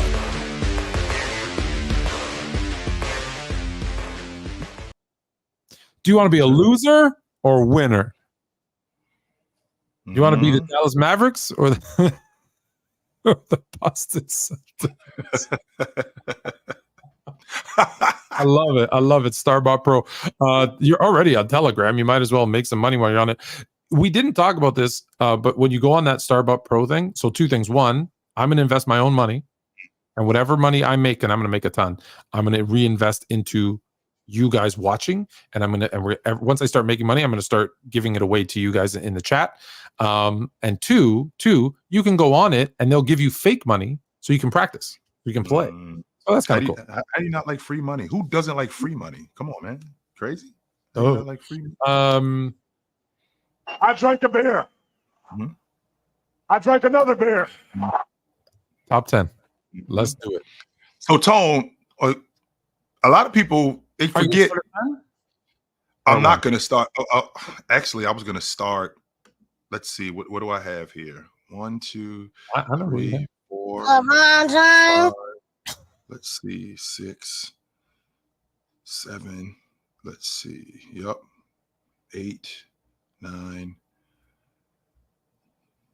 Was my last one at? And 10. Okay. So I'll start at 10, Tone. Okay. And the guy that I'm going to start with at number 10 is, I thought, the best rotation player in the league. The only reason why he didn't win the Sixth Man of the Year was because he ended up getting hurt and he missed the last 10 games. And that's Malik Monk.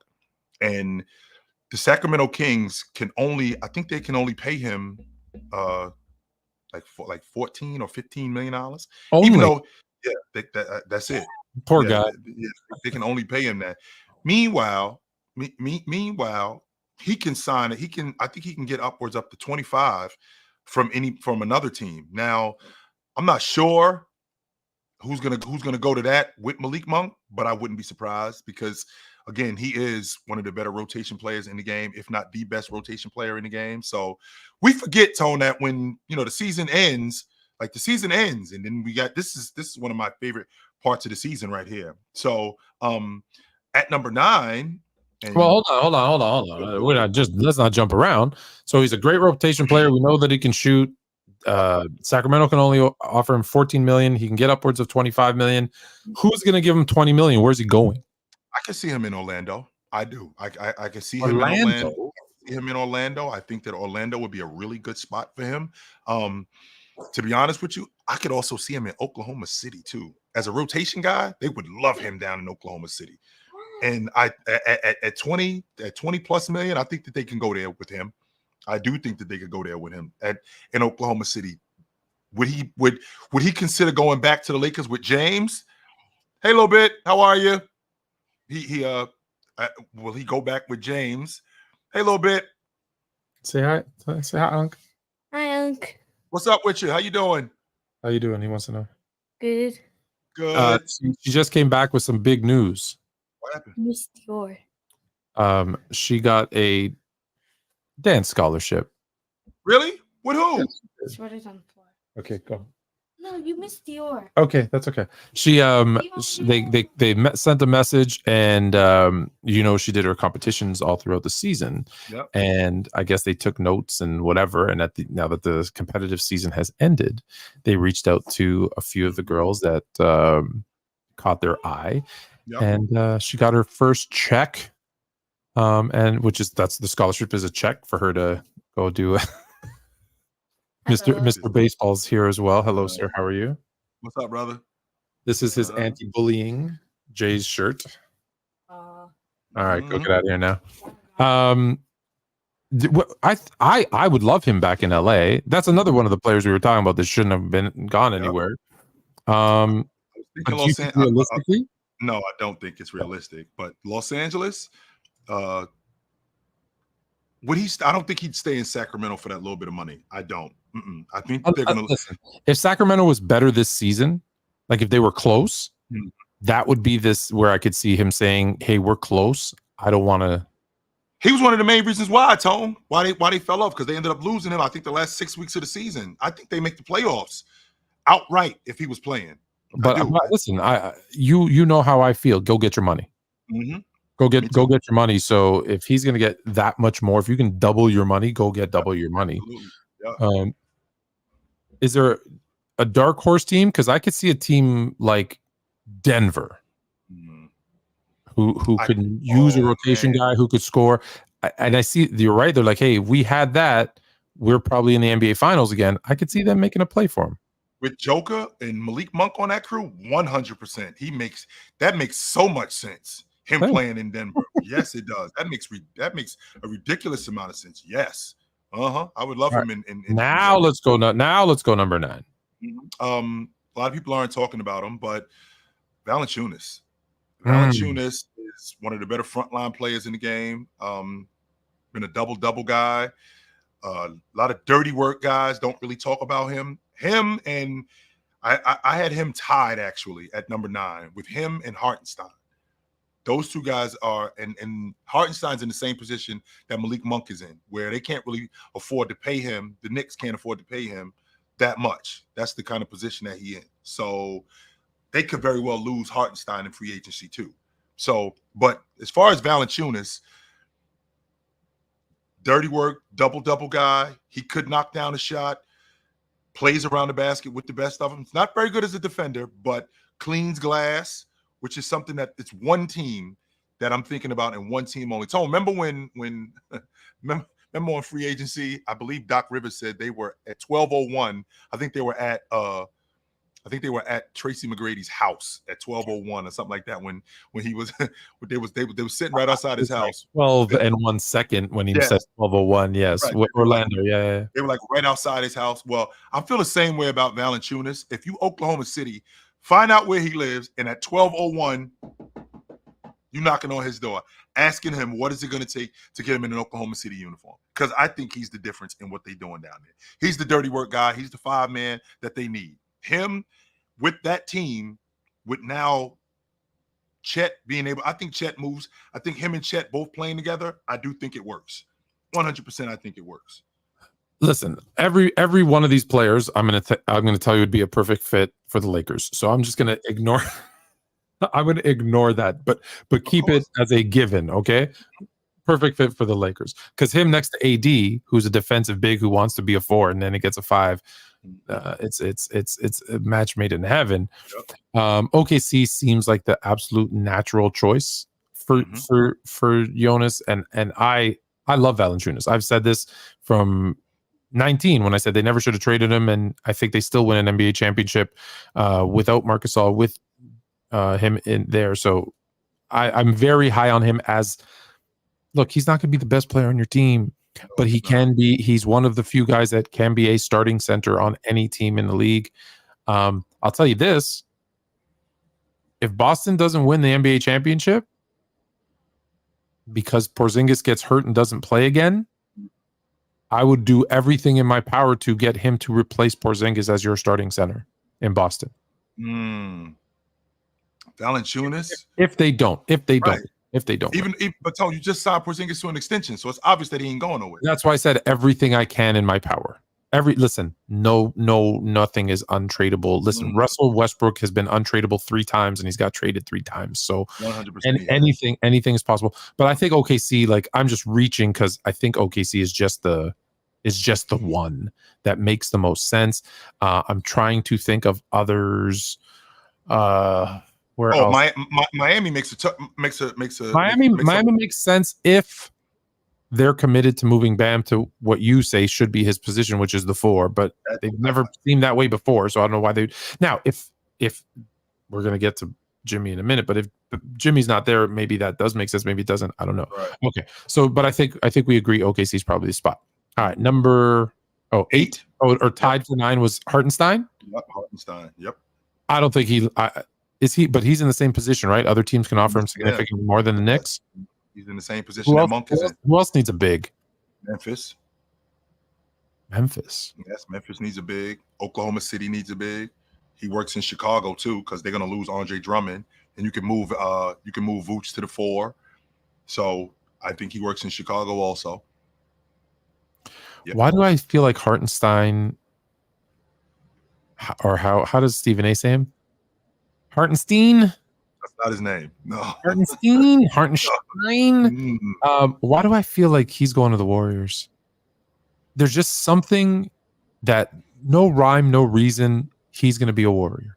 I don't think he works with the Warriors, Tone, because I don't think so either. No, but I don't the think Warriors always made moves that made sense. No, I especially with big guys. Especially with big guys. I feel like he's like their Andrew Bogut. Like I feel like he's going to end up a Warrior. We're going to scratch our heads the same way. Let's be honest, we scratched our heads when Chris Paul. I didn't understand. It didn't make any sense either. Anyway. Right? It's one of those things that I'm like, I don't know why. Right. I see him in a Warriors uniform. So first and foremost, let's get to the bottom of one thing really quickly before we move on. Hartenstein is a rotation big. He's not a starting big. Oh yeah, for sure. He is a rotation big. So because he's a rotation big, that's the kind of system he's going to play under, right? He's a rotation big. So I don't hate him in Golden State. I just don't think it's going to work. Yeah, and let's be clear to everybody who's specifically Bubba G Cuts who's saying Hartenstein staying in New York. Let me ask you, you have $14 million to stay in New York, 25 million, 20 million. Okay, no, let's go 20. Let's go right in the middle. 20 million to go somewhere else. You're going somewhere else. I'm sorry. You're not. I love New York. No, you're not, because anywhere else you go, that $6 extra million is like $20 extra million because of how expensive it is to live in New York. What's up, Bama? Yep. So yes, go ahead. Next on the hit list. KCP. I think that he's going to exercise his player option. though. I don't think he's going to. Okay. He's not going to become a free agent. You think? Yeah. I think he's in a perfect situation too. I wouldn't do a damn thing. I think now what he could do. He's one of those guys who could opt for more money and end up going to play somewhere where he can make more money. So, I mean, I feel like that's an option. But the idea of him staying in Denver, which is the system works. Not only does the system work, I think that he's only got one more year left on his deal. So I feel like this Denver team also, that window for them is not open that much longer, because I think after next season, you got some guys that come off the books. So I think that he's going to exercise his player option. I feel like Denver's going to be back in the mix next year. Run it back, max up his value, and then that's what I'm thinking. In a place that I feel like he could be, that he could flourish in. I like him in Portland. I like him in New Orleans. I also like him. I also like him in Atlanta. I like him back in LA. All of the guys. Okay, all the guys. That's going to be our team. We're going to have Hartenstein backing up Jonas with KCP and Malik Monk. Get the whole crew back together. We good. Get the whole crew back together. Get everybody. 27-man roster. Absolutely. Okay, that was that 7?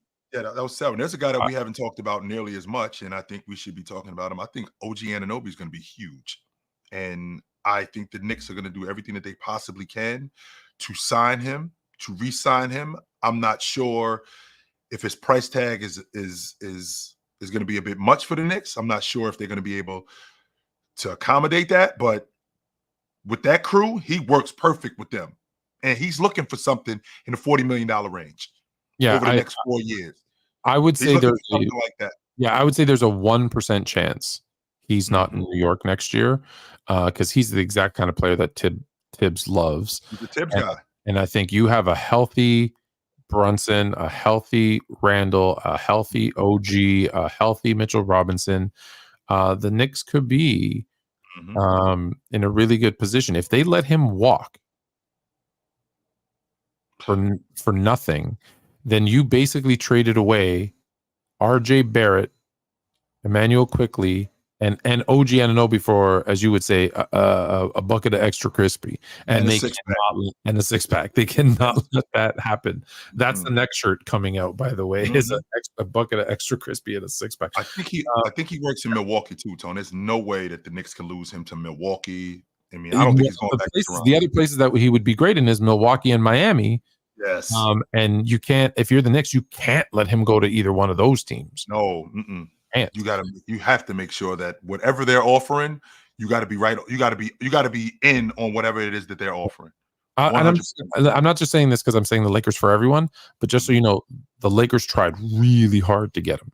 They were trying really, really hard to get him. They just didn't have the assets at the time. So there was another deal for him too, actually, now that I think about it. But it was Milwaukee, I think. Yeah. And they balked at the end. Okay. Whose number? That was 6? I think DeMar DeRozan got some more years left on him, Tone. I think he's got 2 more years left before he's over, before he starts to slow down significantly. And I feel like him playing for a team, not necessarily Los Angeles, but him playing for a team that's just missing a 2 guard, that's missing somebody that can score the basketball like that. I think, like, for example, maybe the Miami Heat. I'm down to move off of Tyler Hero and replace him with DeMar DeRozan. Jimmy Butler at the 3, DeMar DeRozan at the 2. That's another wing scorer that you don't have because they're not getting Donovan Mitchell. Let's dead that logic right now. Donovan Mitchell is not coming to the Miami Heat. The reason why they fired JB was because they're keeping Donovan Mitchell, which now means that they're going to end up moving off of Garland. So that leaves DeMar DeRozan, who I love him in Miami. I do. I love him in Miami on a short deal for 2 years because Miami is one of those teams that is also in win now.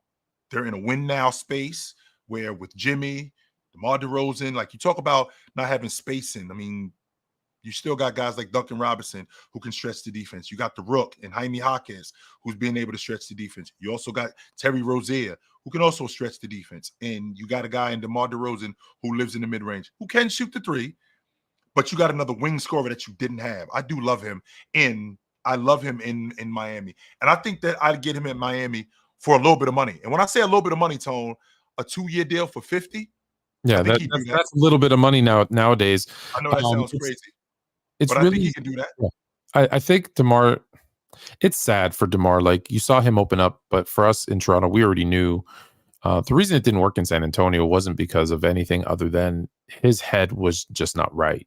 Of course. Because he really thought, and we all thought, that he was going to be in Toronto forever. The city loved him. He loved the city. He kind of, said in his interview, but we knew this again already. He had that kind of Kobe in his, when we say Kobe mentality, because we know Kobe wanted out at one point, but that Kobe mentality in the sense that he was going to play for one team and that's it. That was it. So just his mind wasn't right in San Antonio. He goes to Chicago. So I find it really, really difficult to think he's going to go anywhere but Chicago just because that's just his thing, that he doesn't want to go anywhere else and he will resign. But if he does go somewhere, it's a dark horse team that probably no one's linking him to, but I think here, and look, he is not a replacement for this guy. So don't think I'm saying that, but there's a team in a city of brotherly love that wants, LeBron James first. They want Jimmy Butler second. They're not going to get either one of them. And he might be that, that plan B or C, I guess, is that, here's a guy who can score from the mid-range, who's an all-star caliber player. Yes, he's older in terms of age, but he can bring some of that stability. Because then if you look at Maxey, DeRozan, and now and Embiid, again, if they do that, and because listen, it's time to move on from Tobias Harris. So here's a number 2 guy who he's the stable guy, right? Maxey's, let's be honest, Maxey's all over the place. He's really, really good. Embiid, we know, will get injured. He will miss some games. He can be a steadying force in Philadelphia. So when they inevitably miss out on their pipe dream of fixing a mistake of letting Jimmy go in the first place, fixing that mistake, they're not going to get him. Getting LeBron James, he's not going there. DeMar might make a lot of sense for Philadelphia because they could very well lose. They're going to lose Tobias Harris and buddy, that's what I said. So they'll have the opportunity for that guy. Yep. So I think DeMar makes a lot of sense. But like I said, that's in the rare situation where he's not in Chicago next year, which that's where I put my money. It's interesting you bring up Tobias Harris, Tone, because we make that silky segue into the next guy who I think is Tobias Harris. I think he's going to end up leaving Philadelphia. And the spot that I love him in, I love him in Sacramento. I think that the Sacramento Kings, they need a scoring wing, a guy who play. I feel like Philadelphia what the system didn't work for him.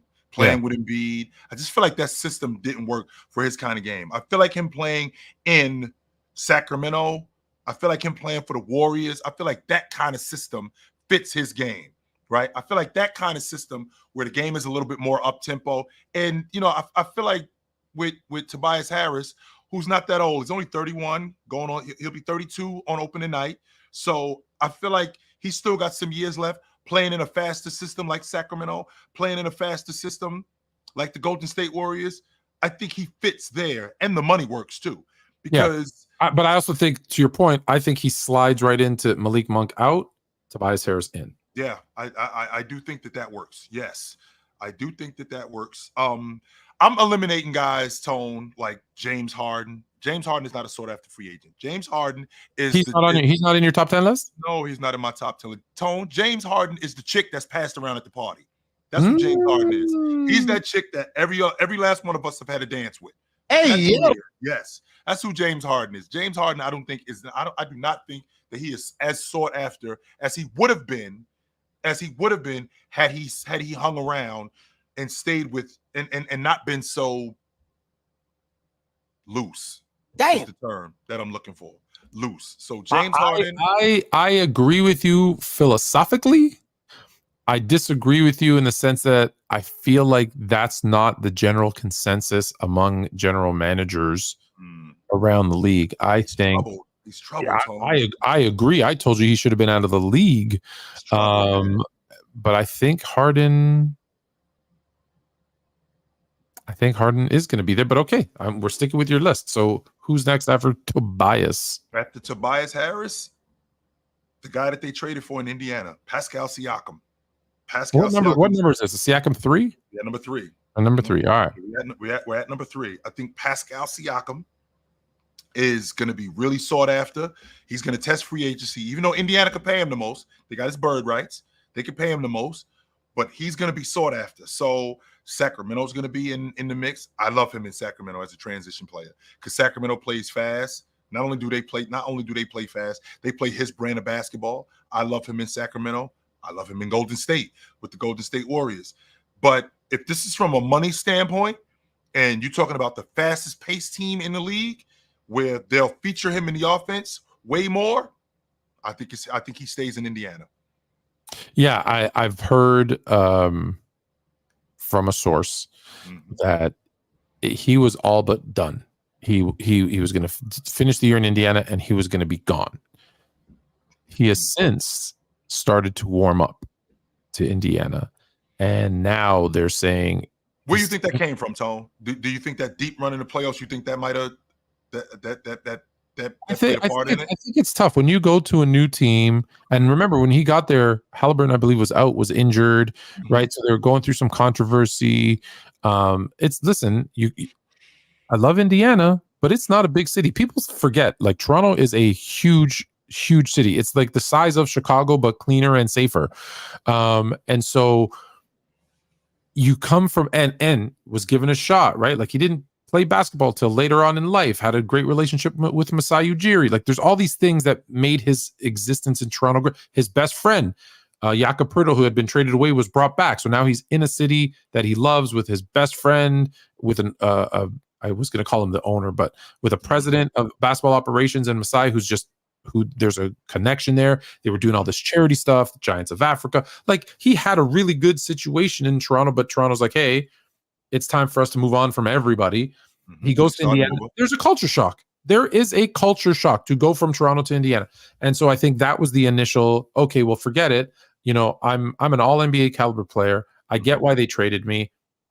I'm going to go and there's a reason they call it Naptown, Tone. I'm going to pick my next spot, right? Right. You got drafted to Toronto, traded to Indiana. I'm a free agent. That's the whole point of it. So I don't. So that's where I think I'm out. I'm going to go find something else. And Sure. he's still, like you said, he's still going to look. Mm-hmm. Still going to look. But I think you're right. I think it's now when I hear people say, well, now he's warming up to the idea, that's their way of just saying he's staying in Indiana. Yeah. He's staying in Indiana. And Toronto ain't safe either, less than Chicago. Well, yeah, Chicago has the same amount of homicides in a month that Toronto has in a year. So which, by the way, if I'm not mistaken, Tone, you the one who put me onto this information. Toronto, I think, is the 5th largest city in North America. Fifth largest city in North America. Yeah, New York, LA, Mexico, and then the Houston. No, sorry, is it Houston or Dallas? One of them in Texas, Chicago and Toronto, kind of flip flop, just depending, depending how many people are coming in. We have but Dallas is getting a lot of. Texas is getting a lot of people moving into Texas from California, from Arizona as of late. So. Taxes and all, no state tax. You know that in Florida.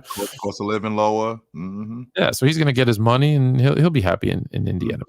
All right, so Pascal Siakam, I think we, for the most part, stand. I'm going to drop the link now because we only have 10 minutes left, but I'm going to drop the link, but we got to do number 1 and 2, and then number 1 and number 2. Number 2, and I think he's out of there, Tony, and that's Paul George. If they were going to re-sign him, they would have done it.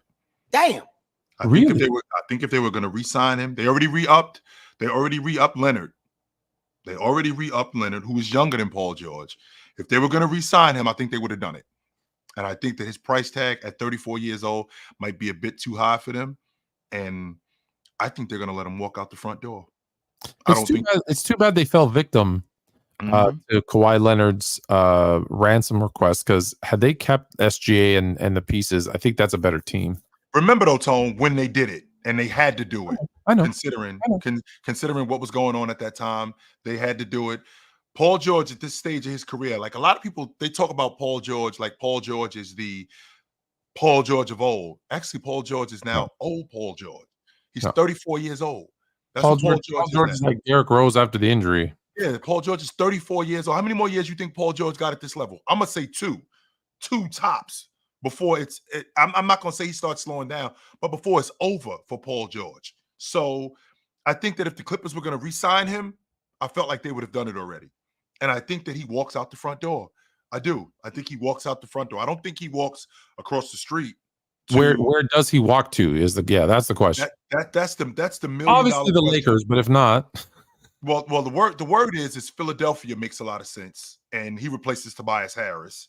And Philadelphia is in that win now stage, which I actually think that Paul George's game works a little bit more for Philadelphia than Tobias Harris, because I feel like Tobias Harris is more of a transition player and he gets up and down a little bit more. Paul George is slower, so he's now become more of a one-on-one player in the past. So I think that works. I could see if Paul George ends up going. That was the other one I was going to say. I didn't want to blow it all up. That's the other one I think they don't get. I think he goes somewhere else. But because that's who they want, right? Is Butler, PG, or LeBron. If PG does end up in Philadelphia, then I can see DeRozan going home to LA, Los Angeles, taking his spot in the Clippers. Yeah.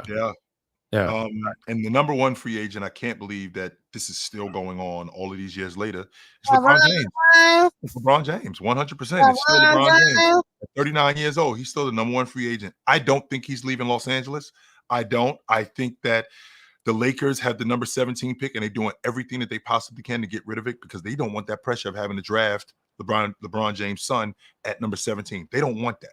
So they're doing everything that they can to see if they can get rid of that pick. And if they could get rid of that pick, then that makes life a lot less difficult for them.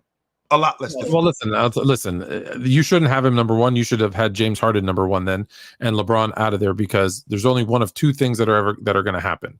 One, LeBron James goes with Bronny for $800 million to Saudi to play, or he stays in LA. They are hiring JJ Redick to be his coach. He's not going anywhere. Could you imagine?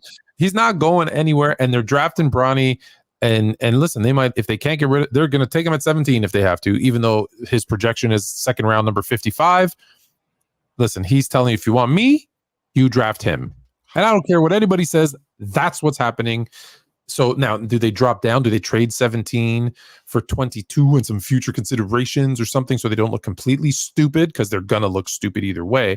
Like, when was the last freshman who started 6 games, who had a heart condition, who averaged 4 points a game and 2 assists that got drafted into the NBA in the first round?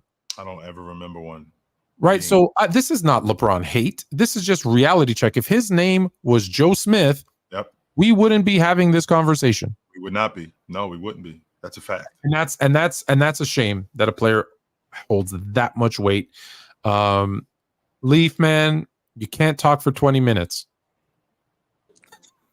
I'm not going to talk for 20 minutes. Actually, I'm going to talk for a few minutes about the free agency class. All right, brother. And I definitely agree with you, bro, that the fact that LeBron James is still being valued at the age of 39 as a free agent, to me, is it just goes to show you something's clearly wrong with this league. The Lakers need to take their franchise back, man. That's all it is to it. Dr. Jerry Buss wouldn't allow this to happen. And he's rolling over in his grave. He wouldn't allow this to happen. James would have been gone. He would have been gone. He would have flipped him the bird, tell him to go, yo, man, listen, I'm taking it's my franchise, man. If he traded Shaq, he would have moved off of James. He would have. Absolutely. He traded Shaq at what? How old was Shaq when he got traded? 32. He was in his prime. He was in his prime. Shaq was coming. Shaq was coming off of 28 and 13. Come on, man. Like this is ridiculous. I definitely agree with you about James Harden. He been passed around like a Philly blunt, man, at a high school party or something. Man, I'm through with him. The whole 2010s, man, is a joke. They need to go. We done with the 10s. Definitely done with the 2010s, man. That was my whole deal. So now, as far as DeMar DeRozan, they did love him in Toronto, and he did have a conversation about that. I be honest with you, if he on his way out, I see him go back to Toronto. Be honest. No, he's too old. They got a youth movement up here now, so but yes. You don't think he'd go there to retire? Well, Kyle Lowry's going to sign a 1-day and retire. But yeah, I don't think he comes back and actually plays. No. Damn, they are working a young movement up there, man. But remember, he found out that he got traded at a summer league game. At a summer league game, he told me that he wasn't getting traded. Which I don't blame. To be honest with you, I don't blame the jury. He got traded for a better player, and they won. He said when he got traded, he cried. He said when he got traded, he cried. Man, he was just. Well, he was honest about it. He was honest about it. He said, "Look, we couldn't get by LeBron James, and then LeBron James goes to LA, and we were like, damn, this is our chance." And Masai said, "Yeah, you're right. I'm going to upgrade to Kawhi." Yeah, y'all think Toronto was winning a championship that year? With LeBron out west and DeMar DeRozan? No. No, I don't think so neither. I mean, I just wanted to clear that up. No. Man, The more I hear it, the less I like it. Have you ever seen that skit with Drake and Will Ferrell where they're doing the handshake? Oh my God. DeMar, I hear it, the less I like it. Anyways, yes. Anything? You could stay on Leaf. Minor though, but we got 4 people waiting, so I just want to. I'll stay on. Yeah. What's going on? What up, Minor? What's going on, brother? Nothing indeed, man. Nothing indeed. Question: what can Miami do to make themselves more competitive? What can the Miami Heat do to make themselves more competitive? Get better players. Yeah, build. Obviously. Build this unit around Bam. That's what you need to do. Build this unit around Bam. Get better shooting, and I'm out on buckets. I think that everything that you got out of Jimmy Butler, you ain't getting no more.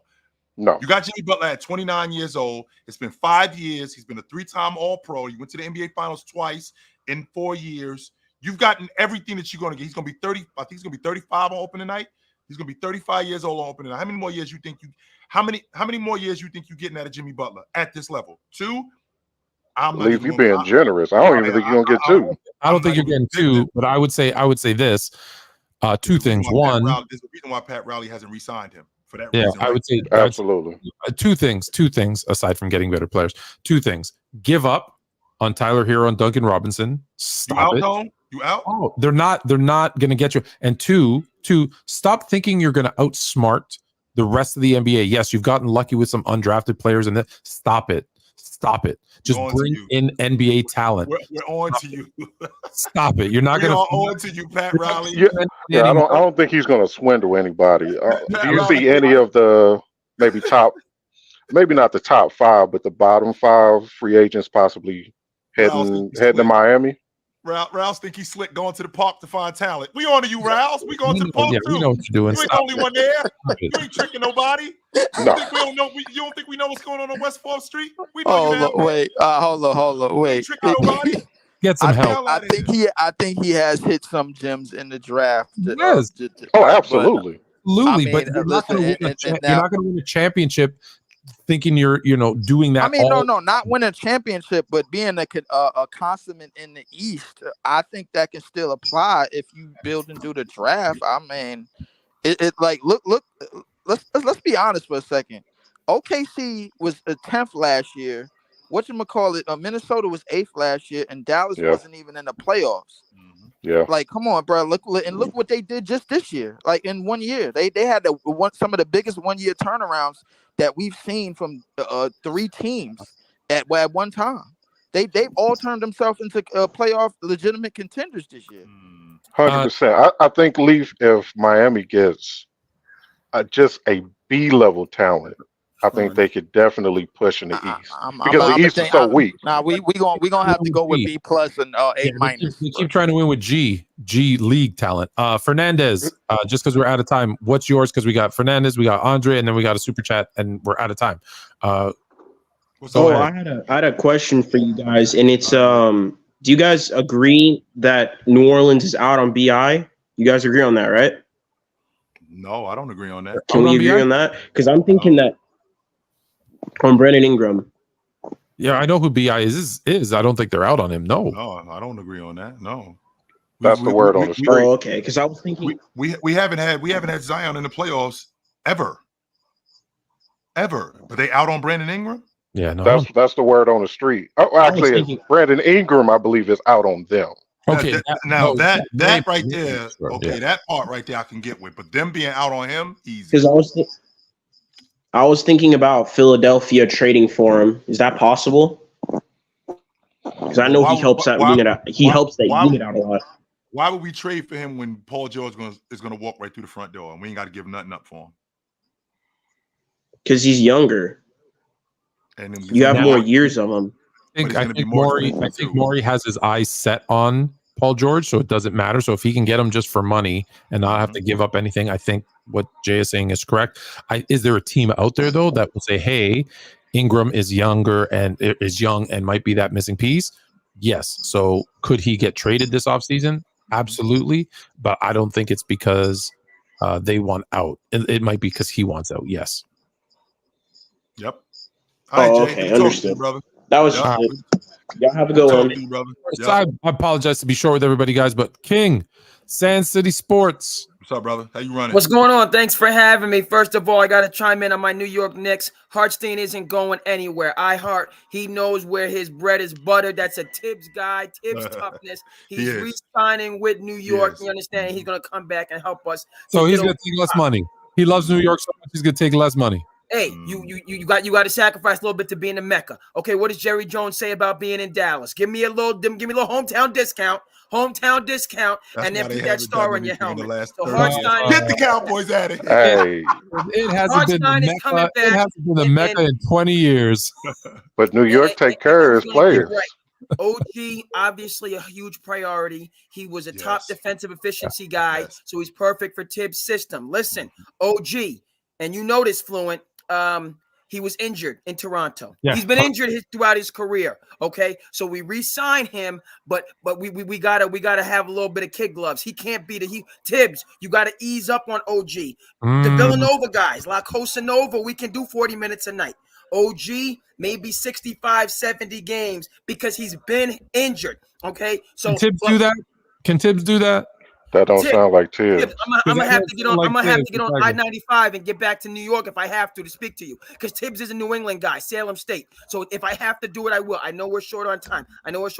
Last point that I want to make. You always come too late. We got to get. You know what? It's my fault. I got to bring you guys on earlier. Go ahead. I got to get here earlier. I love the respect given to Valanciunas. That's I don't see Griffin letting him go for Chi Beans. I don't see that happening. But Oklahoma City, they do need a big. They do need a big because, and the same thing with Boston, right? Crispy P, Chet, these are shooting centers, okay? Al Horford's getting a little too old, long in the tooth to be your backup. You need somebody to be in there. In Oklahoma City, they get exposed on the boards because they don't have that glass eater to come in and relieve Chet. But I think Griffin is too smart to let go of him because Zion's not there. Can you send me a picture of a Chi Bean? Because that might be the next shirt I'm going to create. Okay, I'm gonna do that. As always, I appreciate you guys. Absolutely, brother. What you're doing, and I'll be in touch. Have a good Absolutely, right, brother. Super chat from Sports PSP, our guy. I just learned today that her name is pronounced Kennedy. Oh, wow. Did you know that? I did know that, yes. Oh, okay. Should Kennedy Carter be suspended? No, she shouldn't be. Because we only and this is the great thing that the media does where they show it, right? Where they show it and they only show part of it. They didn't show that she actually cleared Kennedy out 2 plays before that on the other end, cleared her out with an elbow, and she yapping at Kennedy. And Minor, you've been watching the game for as long as you've been watching the game. You know for a fact that vets are not going to take anything from who? A rook. They ain't taking nothing from no rook. You better not talk to me. You're saying a shoulder block when the ball's not even in bounds is okay. I ain't saying it was okay. No, I'm not saying it was okay, but there's stuff that led up to that. She didn't just randomly do that. So what you're saying is the WNBA, just for the record, Kennedy grabbed her arm first and pulled her, and that's why she elbowed her out of the way. So you should go back and watch even more tape. No, that's not what happened, Tom. 1,000%. Go back and watch it. I'll send you the clip. I will. You know when I break down film, I do it in slow motion. So what you're saying is the WNBA should say it's okay if someone elbowed you first, you can wait however many minutes later, come and knock them down with a shoulder when the ball isn't even inbound. That's okay. That's the kind of league we want to run. Yes, that's what the WNBA should do. Okay, yes. Okay. You gotta set the precedent. You gotta set the tone.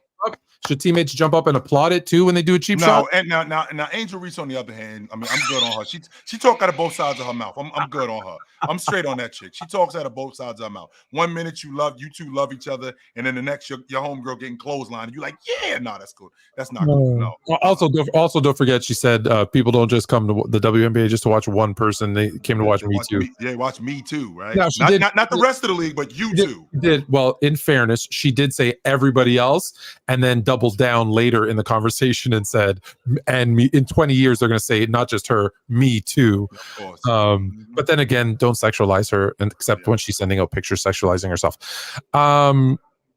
We're way out of time, but Blue Bolt Sports Observer and Politics, you've been waiting patiently. What's up, brother? So what's going on, man? What's going on, fellas? What's up, brother? What's going on, man? What's going on? Man. What happened to What happened? Why did Mike get banned? Go ahead, Blue Bolt. No, I was just saying, a couple of questions. I got the Celtics in 6 or 7 games. I just feel like Celtics are too deep. The Celtics are too versatile. I mean, Kyrie and Luka, they can go off, but I trust the Celtics bench more, if that makes sense. You know what I mean? Because you got, don't forget, you got Horford.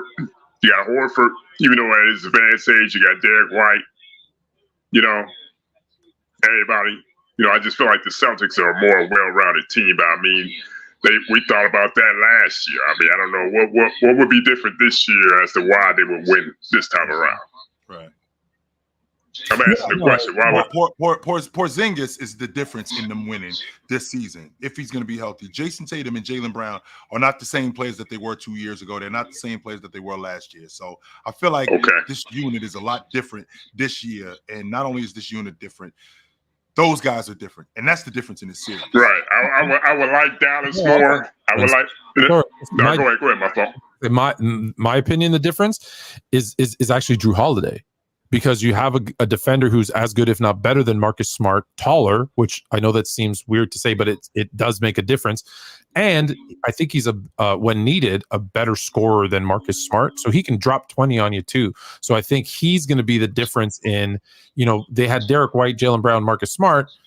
cool. I think Holiday is an upgrade both offensively and defensively for Marcus Smart. And people forget he's won one before, and he That's can. what I'm saying. Milwaukee Bucks. Yeah, he can give them that insight into what they're going to be facing. So I think those things are all definitely. I think Holiday's actually the one that no one's talking about. That we're gonna at the end of the series go, man. He played. He people who watch basketball say he was a huge difference in this series. Right. And also, it's like, you know what I mean? I would like Dallas a little bit more if I knew about Lavi's health. Maybe if they can get push to 7 games or something like that. I don't know. What's the latest on? I mean, both sides of the equation. You got Porzingis with the Celtics, Live with the Mavericks. So I think Lavi's is more, little more dire, little more dire as opposed to Porzingis been practicing and all that stuff. You know what I mean? Sure. I could get with that. So, hey, Blue, we way over time, brother. Unfortunately, we gotta. No. One more question for you guys. I know I brought this up, man. You know what I mean? But did this season tarnish LeBron's legacy as an all-time great? No. I think it enhanced it. Yeah. Oh, you think so? I think okay. Age, people who don't like LeBron, and I'm accused of this all the time, people who don't like LeBron will say, oh, he lost the first round by 5 games to the team that swept in the year before. Tarnish. Right. But when you look at a 39-year-old doing what he did, still leading the team, his peak longevity is ridiculous. Like it's right. I think every year he plays at this level only helps him. Right. Okay. Right. Well, all right, then, fellas. I didn't mean to hold you all the time, man. Good to talk to you. Okay. Yep. Good to talk to you guys. I appreciate you. Yep. No, Green, I'm not admitting that. I'm admitting that your Clippers are garbage. That's what I'm admitting. What happened? I'm not admitting that Tatum goes because he doesn't. But I am admitting that your Clippers are garbage. I am admitting that. The Buffalo Braves? The Buffalo Braves are garbage. Yeah, trash. Trash. Yep, straight Move trash. back to Buffalo. So get out of here. It's come to that. We're way past that. The guys at the Hoopstorians, they're going to get so mad at me. We always run late. So check out starbot.pro. Get your Telegram. Look for the Fluent and Chill. We're going to start giving you money from it. Also, check out the merch. We got the merch has been flying off the shelves the last couple of weeks. But I got to tell you, the number one seller, you want to take a guess what show has the number one selling shirt? The number one selling shirt. What show? This show right here. No. All American Hoops. Wow. Nice. All American Hoops. But you can go get your Fluent and Chill stuff at fluent.printify.me. It also has the All American Hoop stuff there, the Hoopstorians. And don't forget to check out tomorrow, our guy, Source of Course, is bringing Source is chilling to Sports Fluent YouTube. All right. But I think we're way over time. Way over. I'll take us home. Hey, man. Put on a suit. Drink water. Don't drink and drive. Hey, man. Call your mother. Call your mother. I'm actually going to see my mother this weekend. So call your mother. Nice. Yeah, call your mother. My niece is graduating from grammar school, so going to see my mother this weekend. Absolutely. Say what's up to moms. I will say what's up to moms. We will see you guys soon, but until then, take it light. Take it.